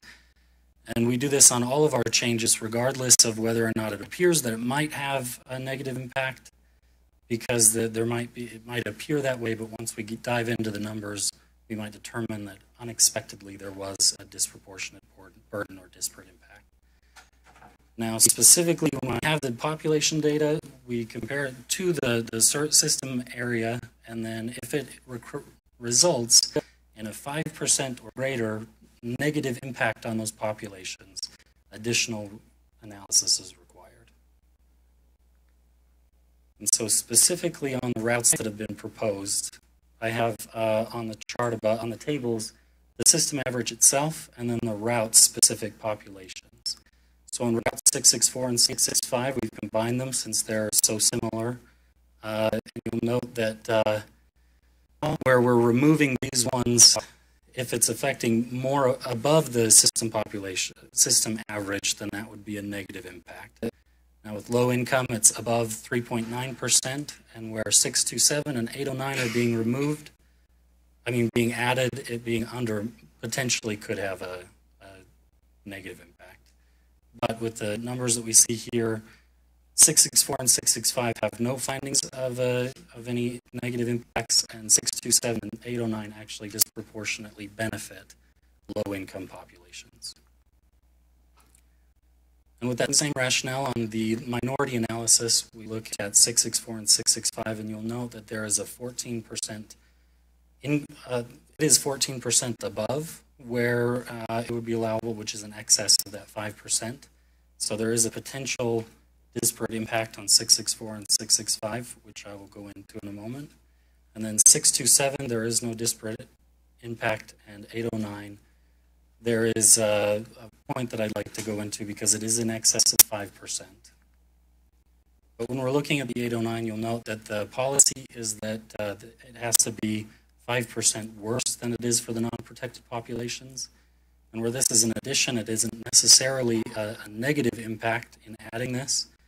And as a side note, when you look at Utah County's population alone, which has an average of 14.9% minority populations, we're actually above that area.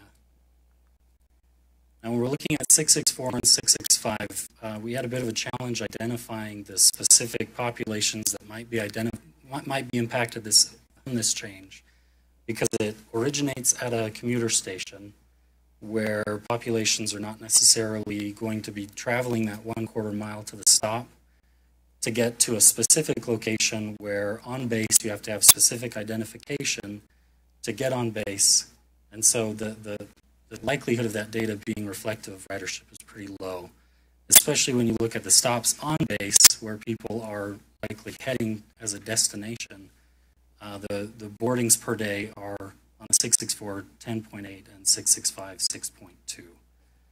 And so when we're considering all of those factors in the conclusion, looking at the 627 and 809, we found no findings of inequity to minority or low-income populations.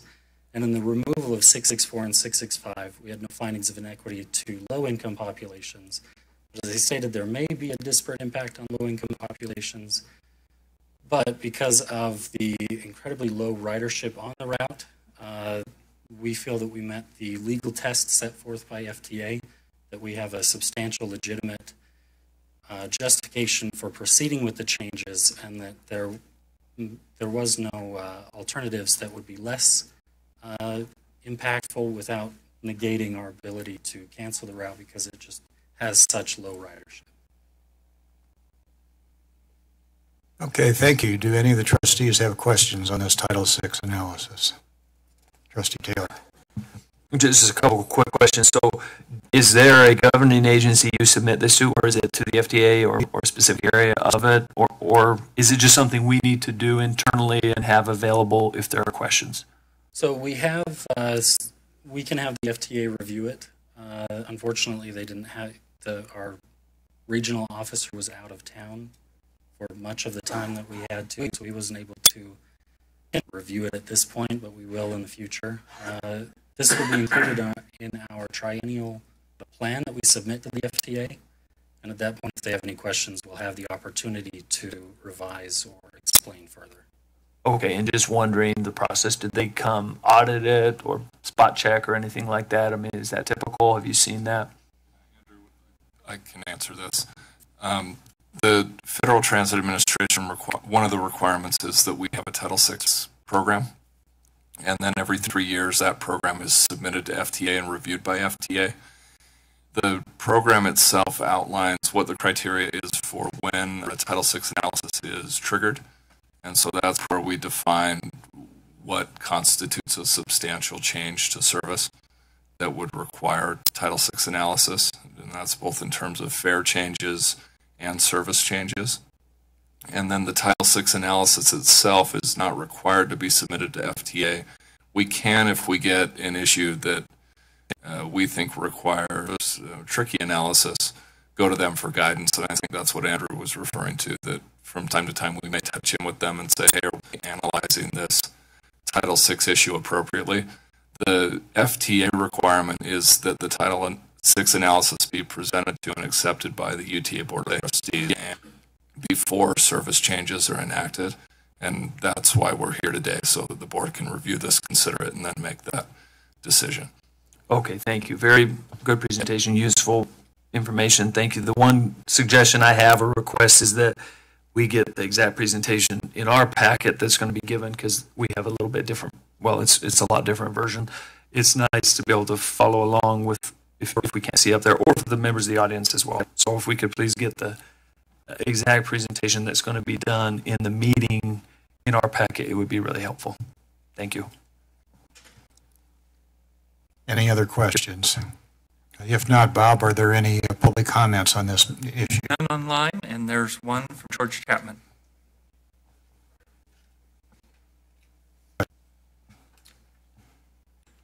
Okay.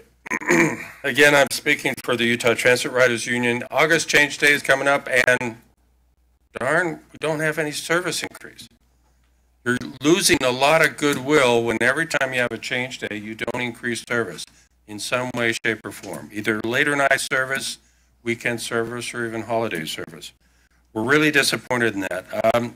We hear from Weber County, Davis County, and Utah County ridership, and they're also disappointed and there's no increase in ridership or in service.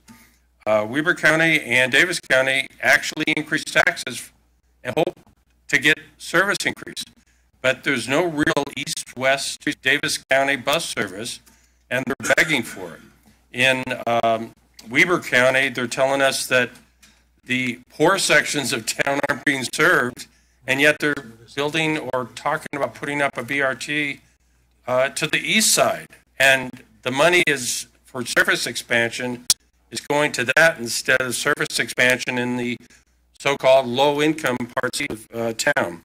So what we'd like to communicate is we don't have service late at night, we don't have service, acceptable, adequate service on weekends or holidays, and we'd like that to be considered. Also like to point out that when you're talking about putting money into projects for development of ridership, it doesn't always work. Again, if projects like rail actually made for ridership increases and development of property, you'd see Market Station at 21st and State Street developed like crazy 20 years ago. They didn't. So just because you put in an S line, that area is still not being developed. The S line is not really pushing development there. The development is being pushed because we don't have enough apartments, and all those buildings that are being put up are apartments. They're not mixed-use TOD. They're apartments for very good reason, because we don't have enough apartments. You build an apartment, it's immediately rented out. You make money almost immediately. So I just want to make sure you understand that. Also need to point out the apartments that are being rented out are expensive. They're market rate. Those people are using cars, very expensive cars, because the market rate apartments are very expensive. So they don't use mass transit. So again, August change day is coming, and we want more service. Please, next time you consider change day, provide more service. Thanks for listening. Thank you for your comments. Any further questions from the board with respect to the Title VI analysis? If not, I would entertain a motion. Well, first of all, let me ask, is there any person that would need to recuse themselves on this question? I'm not aware of any. If not, then I would entertain a motion with respect to the Title VI report. For clarification, there's a resolution in the packet. Right, there is a resolution. Resolution R2 2017-06-02. And with that, I would say I would move that we do exactly as you said, approve resolution 2017-06-02. Is there a second? There's a second. It's been moved and seconded. Any further discussion? Seeing none, all in favor of the motion, say aye. Aye. Are there any opposed? The motion carries with affirmative votes from all trustees. We have a couple of closed session items we need to discuss, one dealing with collective bargaining, another one dealing with some pending or imminent litigation.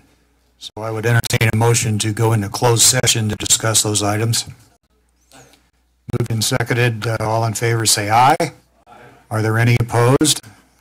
That motion carries unanimously. I would, given the fact that we're running a little over anyway, I would ask people to kind of, if you don't need to be here, please excuse yourselves.